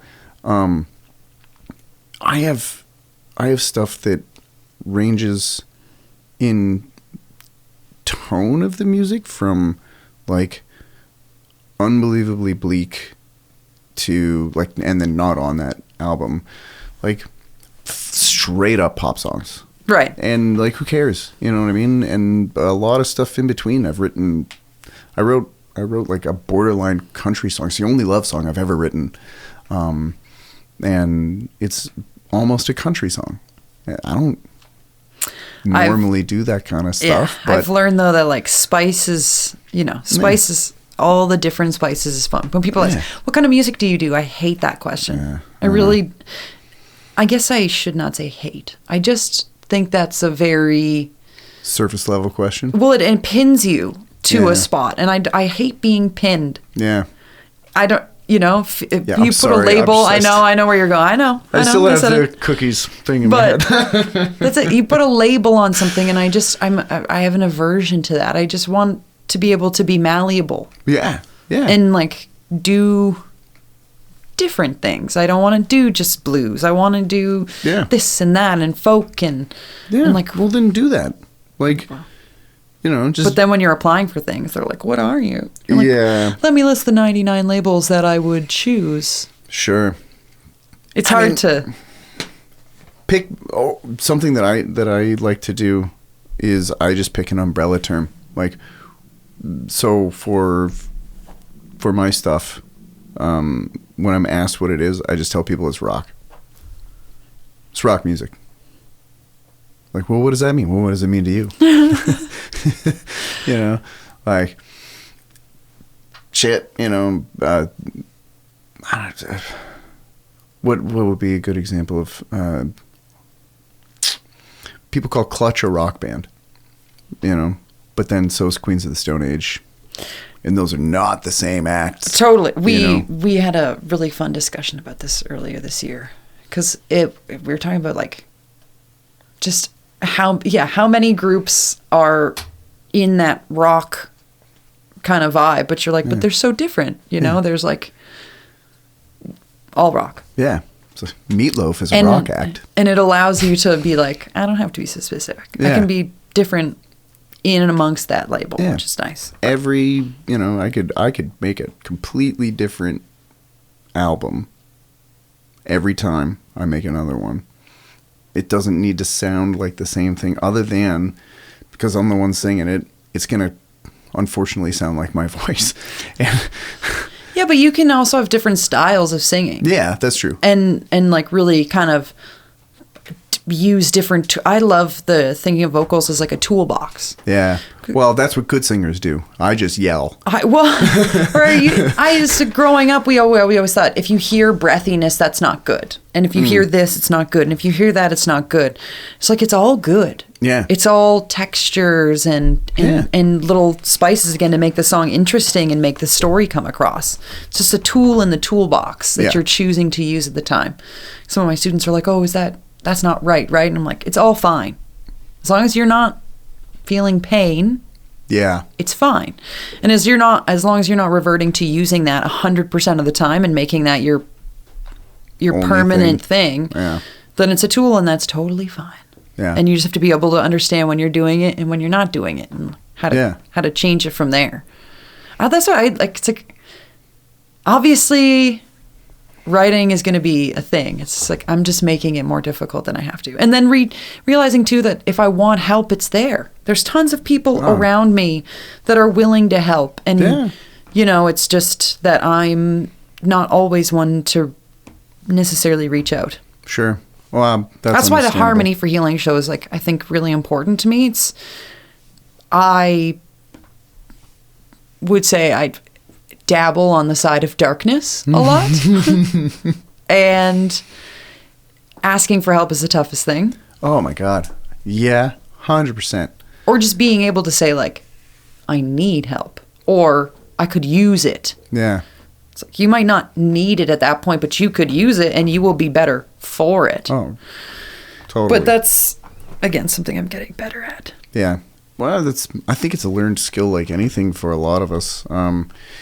It's funny. That is kind of a recurring theme on this show, is just talking about mental health and all that kind of stuff, because I'm also a little on the darker side of things. We've talked about this before, off mic, and I'll say it again. I struggle with depression all the time, and there are serious issues of self-doubt, just being self-conscious in general. And I'll be so excited about something I've done. I'll be like, yes! And there'll be a few seconds where, I can't believe I'm about to say this, but there will be a second where my brain goes, I'm a musical genius. And then immediately that is squashed with like, oh, you fucking piece of shit. How could you possibly even entertain the idea? Genius? Pfft, laughable. No, you are mediocre at best, and most of the time you suck. And I'm like, yeah, you're right, shitty part of my brain. And that's something that I'm trying to get away from. Obviously, I don't want to just treat it like around. an MMA fight. Yeah. And then you're going to battle that thought and be like, I'm going to take you down. Yeah. And you won't kick me in the... Junk. I heard you get kicked a lot in the junk. I do. Marcus is like, it's like a thing. Man. So I'm sorry to bring that up, but... No, it's okay. I should really wear a cup is really... But well, if you're prone to it, come on. I heard this. Oh, sorry. I heard someone punched you too. Oh, damn, he dropped me, dude. In one 2-minute round, first he kicked me in the balls, but it was like a graze, and I was like, ow. Okay, hang on. Let me just get on my bike. I'll just dance around, and I'll kind of get my wits about me again. And then he full blast right hand, just dead center, caught all three, just everything.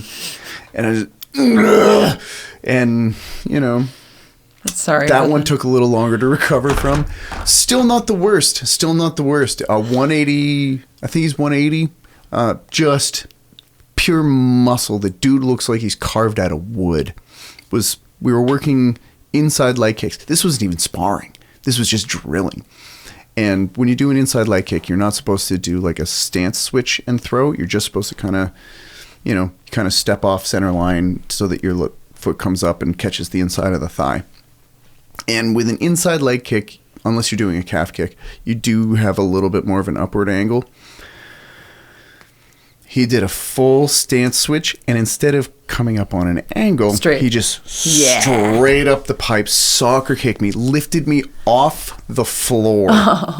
And no joke, both my vision and hearing gone. All I could hear was a weird low-pitched hum for a few minutes, and my vision was not black, but when you start to kind of fall asleep and you see that weird myriad of colors, that's what I could see.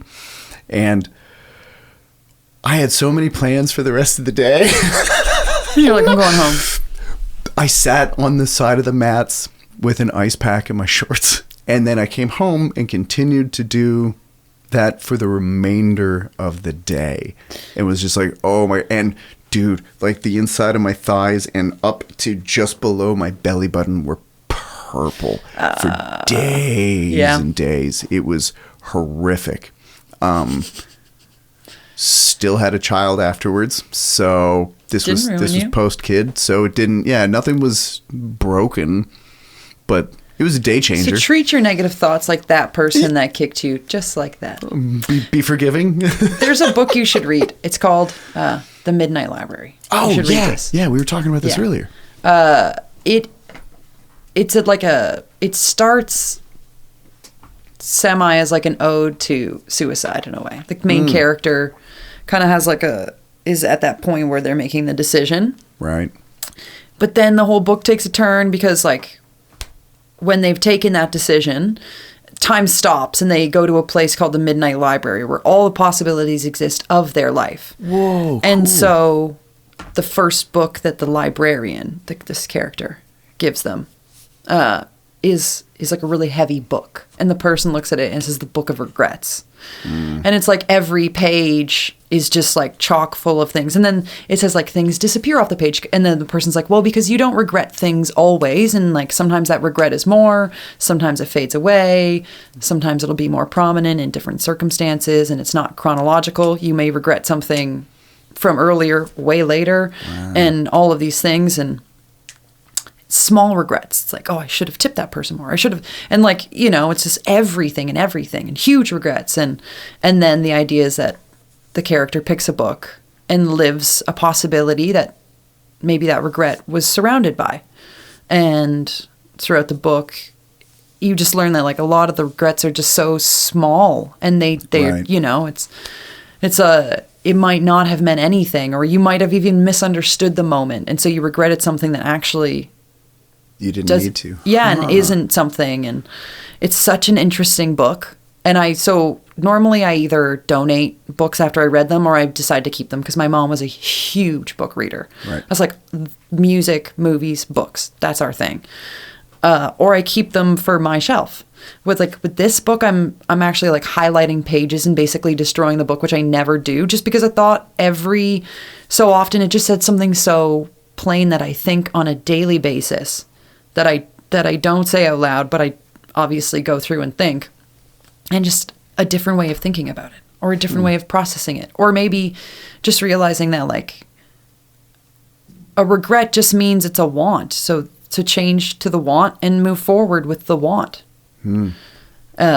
It's such a good book. You should read it. It was really good. Yeah. Okay. Yeah. The Midnight Library. Yeah. I will definitely check that out. Yeah, and she goes through like it's a female character. She goes through so many random lives. Like she's a rock star in one. She's an Olympic swimmer in one.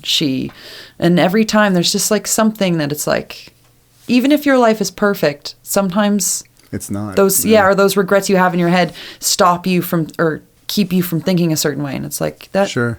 It's like an ever-changing book, and a lot of it is not necessary. It was cool. That sounds really awesome. Wow. So then so through talking with multiple people about how they create songs, you know, sometimes it's not a personable thing. It's not from their, you know, or someone we know writes songs based on books that they read. Yep. That's like how their songs are created.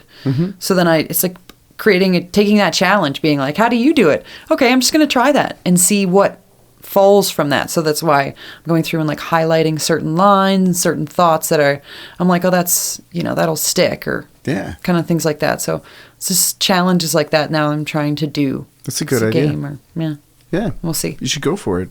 Like, and something that I like to try to impress on a lot of people when they first start writing is however you start the song is how you start the song. Don't feel like you need to have like instrumental, then melody, then lyric. It can, however that seed is planted, that's what the seed starts from. And then eventually it will germinate into everything else that is required to have a fully fleshed out tune. But I think some people get really hung up on like, oh, I don't have the chord progression, or I don't have the riff, or I don't have whatever it happens to be. It's like, well, why do you have to start something that actually, it was funny. I was working on a tune, and Rico was walking past. I was like, dude, come here for a sec. I was like, I'm trying to write this Dorian piece, and I'm sorry for anybody listening. Dorian is a mode in music. It's this second mode of the major scale. It's kind of a minory thing-ish, but it has a handful of major intervals, and it's a very cool sound, is all I'm saying. Anyway, so I was trying to write this thing in Dorian, and I was so, I don't know, I had boxed myself in. And he's like, why does it have to stay Dorian? I was just like, I don't have a good answer for that. Huh. Yeah. And then immediately, because like I was trying to work out the chorus for it, because I was very happy with the verse that I'd written, but the chorus was absolute garbage. And so I was like, dude, help me. And that's all he said. And then he goes, I'm going to go to the bathroom. And he just left. When he starts coming back, I'm like, come here. And I show him what I had worked out in the time that he went to take a leak and came back. I was like, He's like, yeah, that's way better. Keep going. And then he leaves again. He's like that. Yeah. And I was just like, oh. And all it took was someone to say, why? Yeah, he's like the Tom Bombadil of like music around. He just walks around dropping wisdom. Right. Which can honestly, maybe from someone who dabbles in the darkness a bit, it can be a little frustrating sometimes because he has such a calm, positive vibe about everything. And you're just like, oh, how do you, I think wrong. And then you're like, no, I can just think differently. I can just think that, accept it. Yeah. And then flip it. Yeah. Yeah. Try to move on. But when you're in that moment and you know, they're just like, oh, something. He's like the turtle from Kung Fu Panda. You're just like, I don't want wisdom right now. Yeah. In 20 minutes, I'll be totally accepting of that and very grateful for that. But it's just like, oh, damn you. Damn you. He is the coolest cat I think I've ever met. He's definitely one of. Oh, yeah. I do. We have a really long history, one could say. Sure. Like he knew my family. So we're a little bit different in age. Yeah. Right? We're like 7 years apart. But he was playing with my cousins, my older cousins, when he was like 11 or 12. So he knew my mom since he was a kid. That's wild. I did not know that. Yeah, and she'd say like, oh, the first time I met Ryan, I met a bass. Because he just like, this bass walked through the door and then all of a sudden a boy popped out. You know, so I technically knew him my whole life. That's wild. For the most part. And like his parents. Like my mom was obsessed with their band and my mom was obsessed with music. So we'd go and see them and I'd grow up loving his mom's voice and like trying to be like, I want to be like that one day. Yeah, and then years go on and there's like he was in every pit band for music theater when I was in school in high school. That makes sense. So you know you're this kid in high school and you got the cute pit band college people walking by and you're like, oh, they smell a little funky though. You don't really know what that is. You find out later. But so then you're like, oh yeah, and then years later, you know, Misha's like, let's go listen to my brothers play, and I'm closer in ages with Misha and Marcus. Yeah. So then we get there and the Webbers come out and I'm like, I see Marcus. I'm like, yeah, I know that guy. Yeah. And then I look up, I'm like, oh, I also know that guy. And then randomly it all meshed and all worked out. Yeah. Like even he didn't know when he went to meet my parents. He's like, I was like, you're going to meet my parents, Carrie and Steve. And he was like, oh, I know a really cool Carrie and Steve. It would be cool if it was them. And I'm like, it is? What? It is them. And he was like, what? And then he got excited. And that's so cool. And then it'd be like, yeah.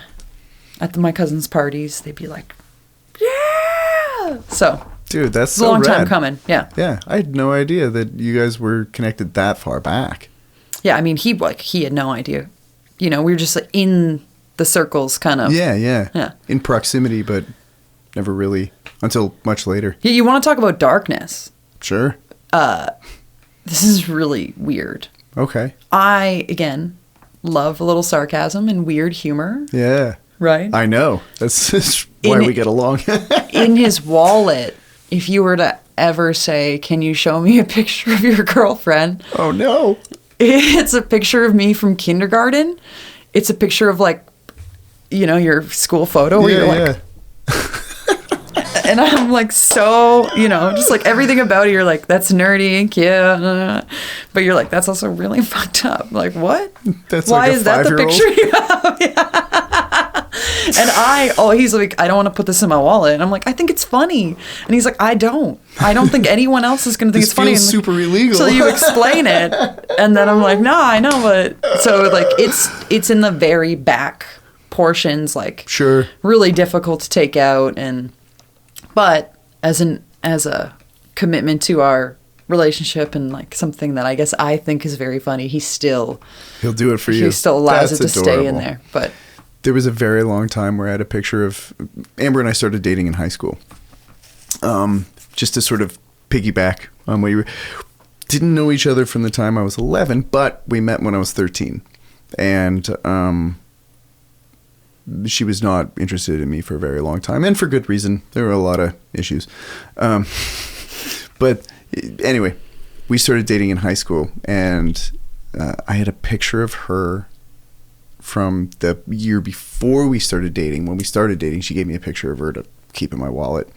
So she would have been like 16 in this school photo, and I had it in my wallet until I was 30. yeah. So finally I went, this might get me in trouble. I should really Change get it. an updated picture so that it doesn't look like there's a 20-year Well, age. I'm not letting that happen. Yeah. I'm keeping it. I have since updated, and luckily though, for multiple reasons, she still looks pretty much the same as she did in high school, which is I don't. Gravity is really Do you have your old yearbooks and stuff? somewhere. Like, are you keep them? Yeah. Yeah. I'm a big memory keeper. Yeah. And Rico is not necessarily, but again, like Bancroft's a small town. Yep. So multiple generations have a lot of history. So I kept all of my mom's yearbooks. Wow. Yeah. I don't go that deep. But it's Ryan's dad should be in them because they went to high school together. That's wild. So they're all in and around the same-ish time. So you can find, like, even the parents' band, like, you can find his uncles, you can find people, your old math teacher, you can find him as a kid. Sure. That's wild. And it's all really funny. And then I'm, like, looking through and I'm like, where's Stuart? Like, and I even asked at family dinner, I'm like, Stuart, you're not in any of the yearbooks, but you were the same age as mom. And he's like, yeah, I was a ninja. I avoided every photo. He was like, I was proud not to make it in those yearbooks. That's amazing. And I'm like, I have a memory of everyone. Even like, I think I've Ryan's mom in one of them, but I just don't have one of his dads. So it's like my challenge. Half of me was expecting you to say that he was the one taking all the pictures. No, he just was like too cool to be in any photo. It's very Stewart-like. That's true. That's true. But it's you realize like how many layers of kind of history on. That's why I like layers. That's why when you talk about the name of my guitar, the name of my guitar is Carrie. Yeah. But there's like 7 reasons why. I just love layers. Yeah. If you don't mind me saying, and I almost said it at the store. I don't know if I did or not. I had to go for a lesson. But that's a song idea. You could talk about all the reasons why your guitar is named Carrie. Yeah. Yeah. Could be a tune. Yeah, or you just like layers. That might be too much. I don't know. No, it's not even that. It's like it's the layers thing that goes into that. It's like maybe just picking one of the layers, Sure. like picking about the county Carrie Yeah. and making it or my mom made me sing Somewhere Over the Rainbow Great tune. for her service. Oh, okay.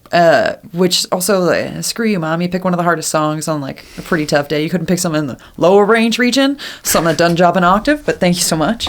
And that day, there was a rainbow over our house when we came home. Melissa's show at Del Prairie, big moment. Everyone's got family. Yeah. Everyone's like, who do you want tickets for? And you're like, I'm good. Right. Like I love my cousins, I love my aunts. I will have tickets for you guys, don't worry. But, when it comes to that immediate family, you're like, but then I look over and there's like a huge rainbow right over the fountain. Wow. So like every time that I've needed it, there's been, for some reason, a rainbow just appears. So even like that, it's like I Yeah. can write a song about that, Totally. and it means something to me that might not jump out. It's just Yeah. layers. It's finding your layer. Yeah. Yeah. Or how would they think Santa's a hot character, and so so I've always got a thing for Santa. So layers. Who knows? I think you should just lean into it, dude. Like, because like what you were talking about earlier, like the only person that's stopping you from doing it is you. It's only ever been me. Yeah. Only. It's Well, 'cause crazy. I don't know if this will be helpful at all, because I am a little bit further removed from when, say, like if Rico's telling you can do something. Think about it like this: like there are things that you are currently good at, right? How did you get good at those? well, and that's the thing. You is just like, kind of started doing it. it's so easy to, or even tell some of my students, you Yeah. know, I know where I am terrified of improvising with instruments. Yeah. Singing is obviously not, Yeah. but, so I want to break my students of that now. Yeah. And as soon as they say there's wrong and there's right, it's like, no. There's no wrong. There's no right. There's all right. There's just choices. Yeah. And whatever choices you have, we can get through that to like the next thing. But again, for some reason, it's so easy Oh, to yeah. believe it and say it and want to see someone succeed. And Yeah. and then be just a little bit harder on yourself, maybe, or not even a little bit harder. A million Maybe- times yeah, harder. Yeah. Something that my sister, who is incredibly wise, actually, she said this to me a couple of times. She's like, "Would you ever speak to a student the way you speak to yourself?" I was like, Rico said the same thing. Rico Rico I said would be this- fired so fast. Yeah, exactly. He said the exact same thing. He's like, would you ever say that to someone else? And I'm like, no, of course I wouldn't. Even if, like, I would never want to say that to someone No. else, because I would never think that way. And then Yeah. he's like, then why do you think that way to yourself? And Yeah. and there's like, again, there's layers to that reason. Oh, there's uh-huh. like history and mental health issues that run abundant through the family and, Sure. and everything like that. There's also the potential for conditioning from when you're young. or Totally. you know, I don't know about Totally. you, but I'm speaking for. And I think it's seeing the obstacles that are in your way, and not so much recognize that they're obstacles, but find tools that help you to get past them, or realize that obstacle is, a hurdle is just a hurdle. Yeah. You just got to find your way over it. Yeah. Might not be the same way as someone else. Yeah. I think this year is going to be my push to like try to get over my own things, and like reaching out to people more so has been helpful. Like even when we did that thing with James, Right. Yeah. Learning that like people, I don't know, in my head, people go in with a finalized product. They already know, they put it down, it's done. I've learned not always the case, James is like, people have brought in a chorus or a chunk and we just kind of discover it together, or he's like, it's not always so cut and dry with how everything is, and that makes me feel a lot better, because then it's like there is no I like structure, but there's an idea that like if you're not following that structure, it's gonna be okay. Oh yeah, and like what it was kind of, that actually really tacks onto what I was saying earlier about how when you're writing something, let any part of that be the start, and then let any part be the next step, right? There is no, same with how there isn't really a right or a wrong note. There's just kind of like, what are you picking next? And none of it's permanent, right? Like you can always change it. And there are tunes that I have worked on literally for years, because I'm like, okay, cool. This is finally at a place where I'm content with this to be done now. But I don't know, I might not have had the writing ability or the playing ability to do it, and that's okay. And it's funny, there are not a lot of things that I'm like, I'm really comfortable doing, like I'm fucking good at this, but coming up with like writing tunes is one of the, it's funny actually, and this is what sparked me to even write the album in during the lockdowns, and because it ate away at me for a long time. The first tour I went on with Marcus and Emily, I was working on a song, and Marcus is like, "Dude, I didn't know you were a songwriter." It's like, holy shit, you're one of my best friends, and you don't know I'm a songwriter, and I consider myself more of a songwriter than I even consider myself a performer. Except everybody thinks I'm a sideman. Yeah. And I was like, oh no. I've been marketing this all wrong. You know, but sorry, just to get back to the initial point for songwriting, that is something and arrangement and all that kind of stuff, I'm extremely, I guess, compared to the other skill sets that I claim to have, that is probably the thing I'm most confident in. Sometimes they take me a long time. Right. But that's because I go over it with a fine-tooth comb over and over and over and over until I'm like, I don't know how to make this any better than it is. So at least it's done for now. Yeah. And I always do end up hating it eventually, but at least with that kind of thing, where was I? Just like the next, even whatever starts it, that's what starts, and then the next step you take can be anything. And it just, okay, well, I'm going to veer over here. And also, and again, like, just experiment.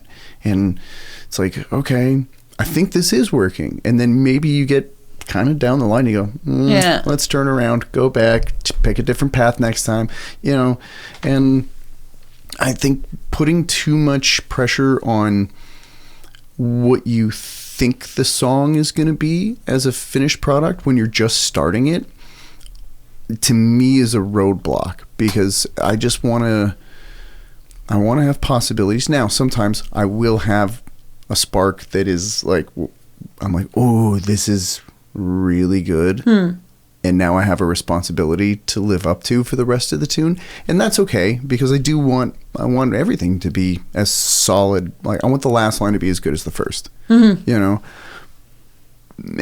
however you want to spin that. But outside of that, it's like, okay, well, this song might not be what I think it's about when I start it.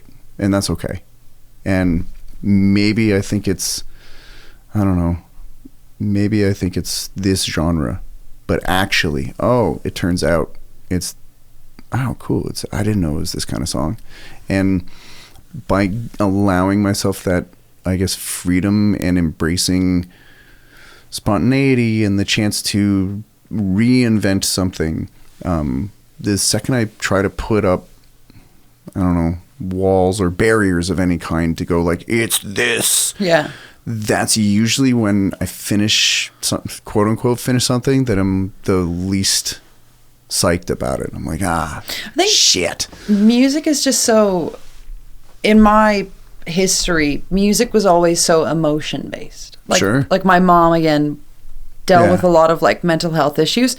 So if she was sad, she'd have songs that she would listen to for like hours on end, and you'd know like that's like how she's living through her emotions. Right. So that idea all of a sudden becomes a very like large idea to me, because you're like, and you have the soundtrack to your life. You pull different songs at different times, and totally. Like you're like, wow, that song meant something to me really then, and everything like that. And you're just like, it's so emotion and like personalized that it's hard to like disconnect yourself from that. Sure. Sometimes I think, and like look at it from an unbiased perspective or just an outside perspective. Yeah. But even that's a really simple way of writing. Just like write an emotion. Yeah. Whatever that emotion might be. Yep. But it's all a game, and we're gonna try and we're gonna do it. Yeah. We're gonna do it. It's such a fun puzzle. And when, like, I will say one of my favorite feelings is when I think something's going to work, and then I start piecing it together. I'm like, oh, it's working. It's working. Oh my God, this shit works. Yes. I'm very addicted to that feeling. And what's cool too is eventually, like anything, the more you do it, like, there's actually a song on that, I don't know, I'm pointing at my computer. There's a song on the record that I literally wrote in a hospital bed. and I got home and tested it out, and I was like, holy shit. Like 80%, 75 to 80% of this is actually exactly what I thought it was going to be. Awesome. That took a lot of time and repetition and experimentation to get to a point where I could do that. But like the fact that it is doable is like, God damn. It's just a skill. Like you said earlier, it's a skill that the more you do it, the more you get. It's the same thing you tell your students. Did you learn to run first or walk? Yeah. Exactly. How many times did you fall? Like it takes. Yeah. Over and over. It's going to take a lot of time to. Do you know what well, you were saying you kind of do this already, but do you know what free writing is? It's just, you just write stream of consciousness.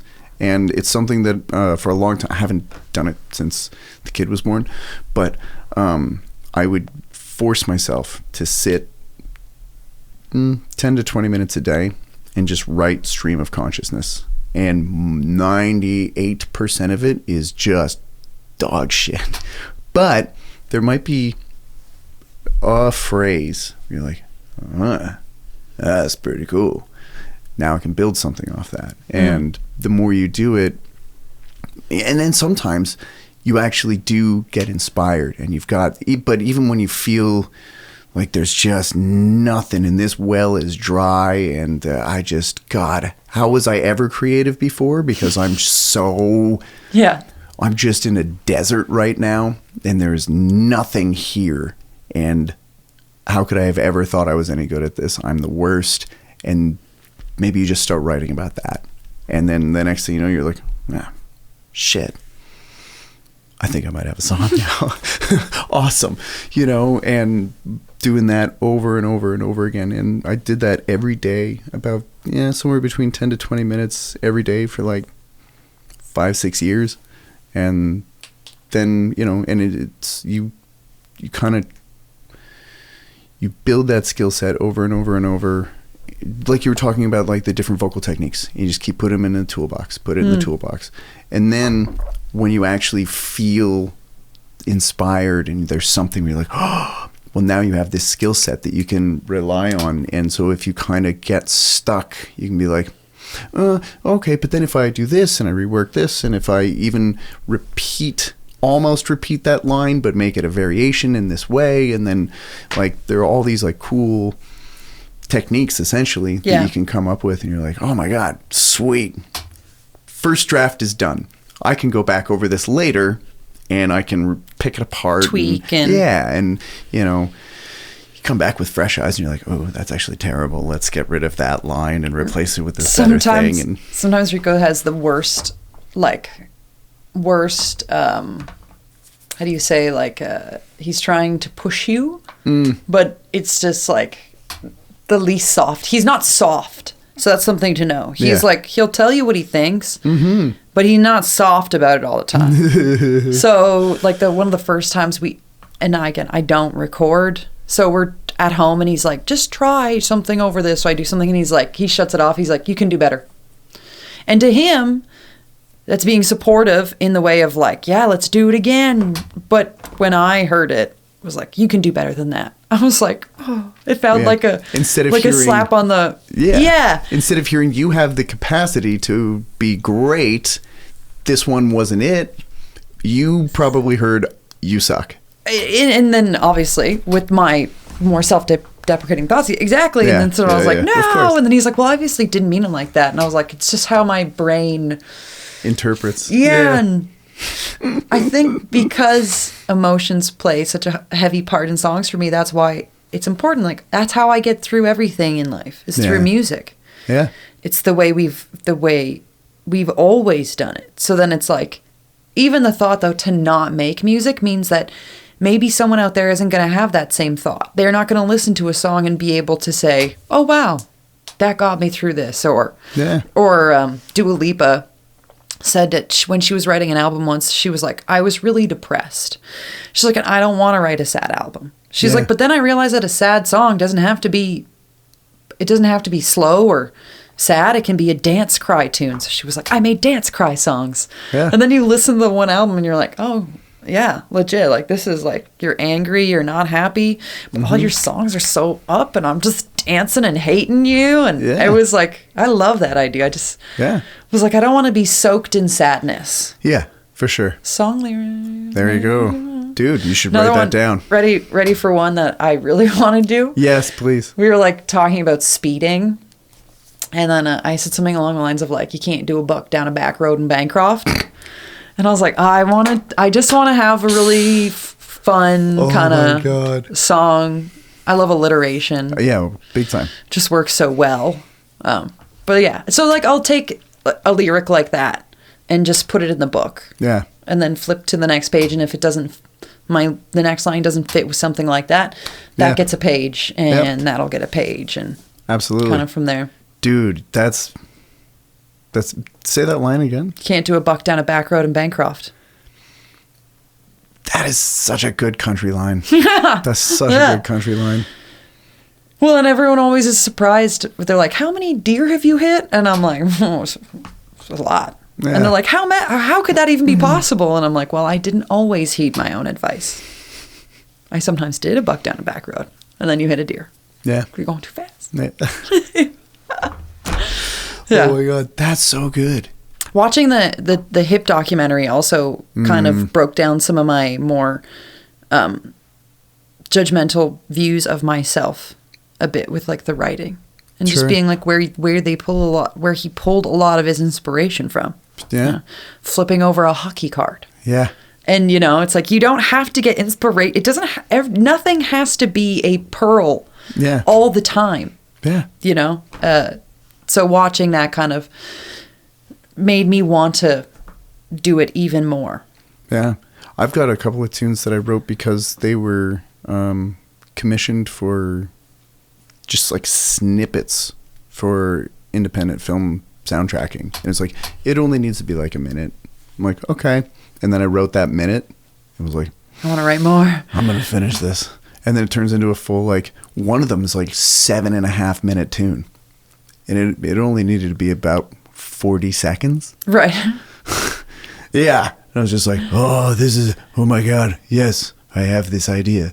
And it just turned into that thing.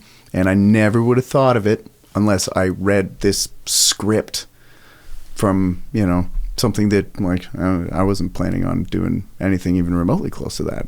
Yeah. So like it can come from anywhere, and it doesn't, it doesn't even have to. The first draft of it was not. My first draft was terrible. It doesn't stay that way though. So yeah. I don't know. It will come. I'm I'm also not the person to work solo a lot. I've always been more of a group-ish person. So the idea of like doing something alone also kind of makes me a little bit more timid. Sure. But I get that. Again, just realizing who's around. Everyone's around. Yeah. Even at L&M in our hallway. Dude, there's so many heavy hitters in that. You just like poke your head out and be like, what would you do? Or what do you think? And, Yeah. There was Brendan Monroe. Phenomenal he's the drummer. Best. Yeah, he is nice almost to a fault. There's actually super quick before I get back onto the songwriting thing. There was one day he came in. He was a little late. He was in a hurry. I was like, "What's up, Brandon?" He's like, "Hi," and then he goes into his room. He comes and knocks on my door. 3 hours later, he's like, "Hey, man, I just wanted to let you know that the reason I'm so sorry that I was so brisk with you." And I was like, "What the fuck are you talking? What? What do you mean? What happened?" Yeah. And he was like, "Just when I came in today," I was like, "When you said hello to me?"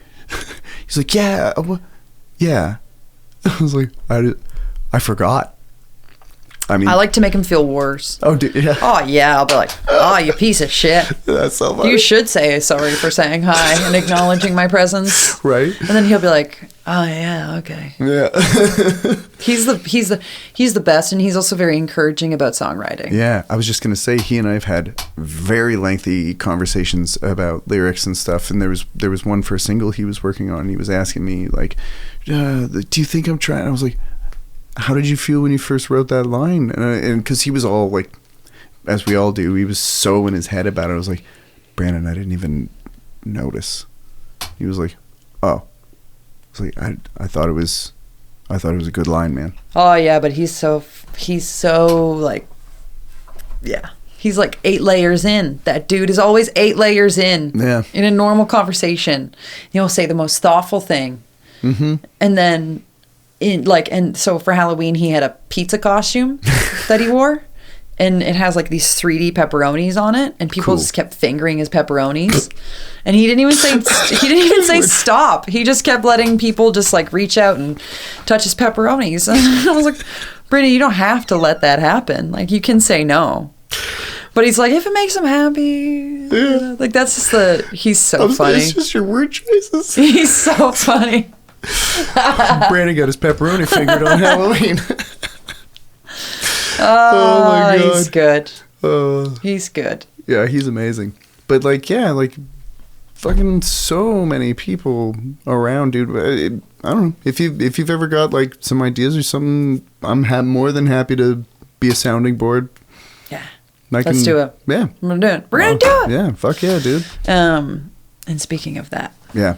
I gotta wrap it up because you know what? Me too. Yeah. It's Blues Jam. It's Blues Jam. It's Blues Jam Sunday. That's perfect timing because I need the bathroom so badly. You might hear my stomach gurgle through some of what just happened before, but I didn't. Heads up. I couldn't hear it in the phones. It might be like a T-Rex. Oh yeah. Let's just hear it. Inflatable T-Rex. Yeah. Those are actually quite loud on the inside. Are they?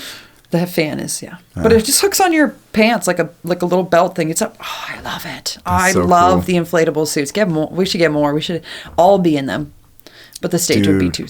Could you imagine doing? Do you remember the band T-Rex? No. There was a band called T-Rex. Could you imagine doing a T-Rex tribute dressed up? That'd be in amazing. The inflatable T-Rexes. Someone mentioned the spill the other day, and I thought of your Dave Matthews thing. You were on that. It wasn't my Dave Matthews No, thing. I mean we did what, Black Veil?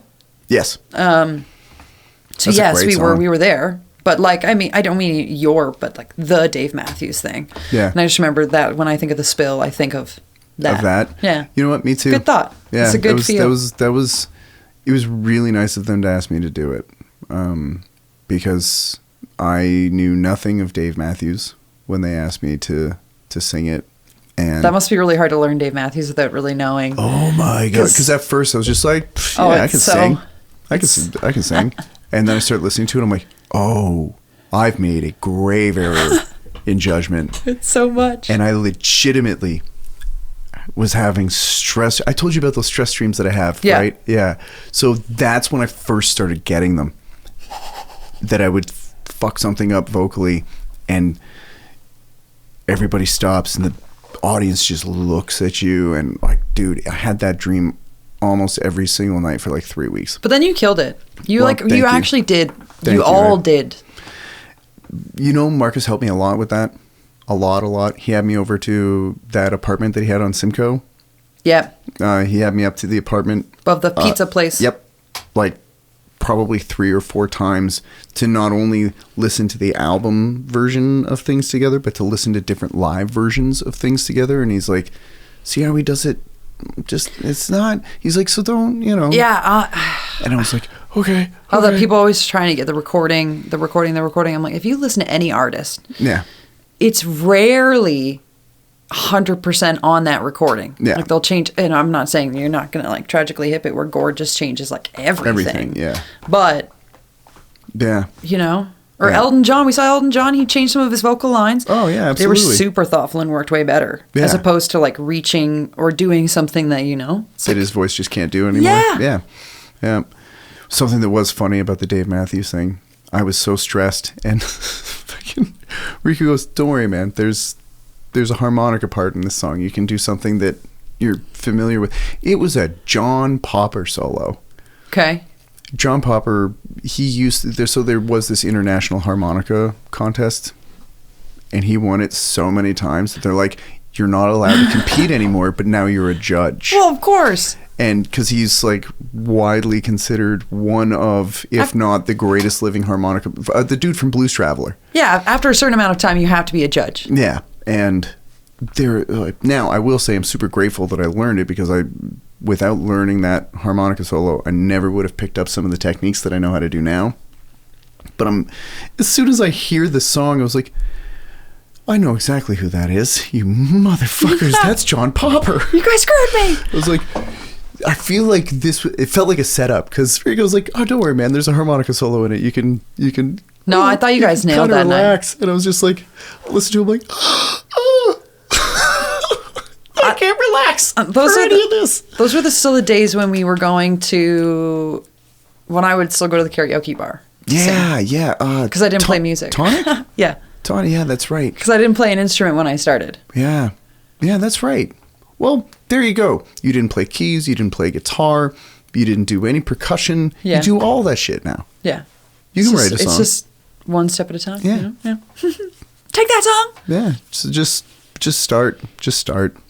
And that is the message that I would try to encourage everyone to think about. Whatever that thing is that you want to do, the best way to start doing it is to just start doing it. Yeah. And also when you're the hardest on yourself, tell yourself to fuck off. Yeah. Because don't listen to yourself. Yeah. If it's negative. Put an AI host in your brain that's a little bit nicer. Yeah. Let them filter through things and be like, okay. Or how would Rico say it? Right. How would Rico say it? What would Rico do? We need those bracelets. WWRD. So I have WWRD, and I also have a pin that says, okay, someone took a picture. This is such a random segue, and we'll end it here for some reason. Someone took a picture of the Cameron House bathroom, and on the wall was written, Jonesy is a shy hottie, and he's one of the members of the union. Yeah. And we just all thought it was so funny because he doesn't love attention, and somehow his name ended up and they took a picture and put it on a button. So now we all have buttons that say Jonesy is a shy hottie. Oh my God. That we handed out at the union one night to everyone who was there. We just, it was so funny. I just remember when someone does something that is it's like Brandon doesn't like the spotlight. So when I talk about Brandon, I'm like, he's the creator of the union. He brought us all together. He found us when we were 6 years old, and just go on and on and on about him. And he's so just funny. Please don't do that. Please. I love that. I love things like that. That's so great.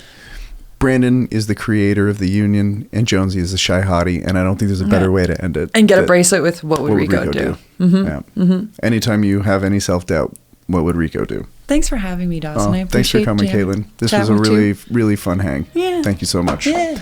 All right. Thanks for listening, everybody. Bye. Bye. That was great, dude. Nice. That's so fun. Oh my God, I did Yeah. that so loud. We got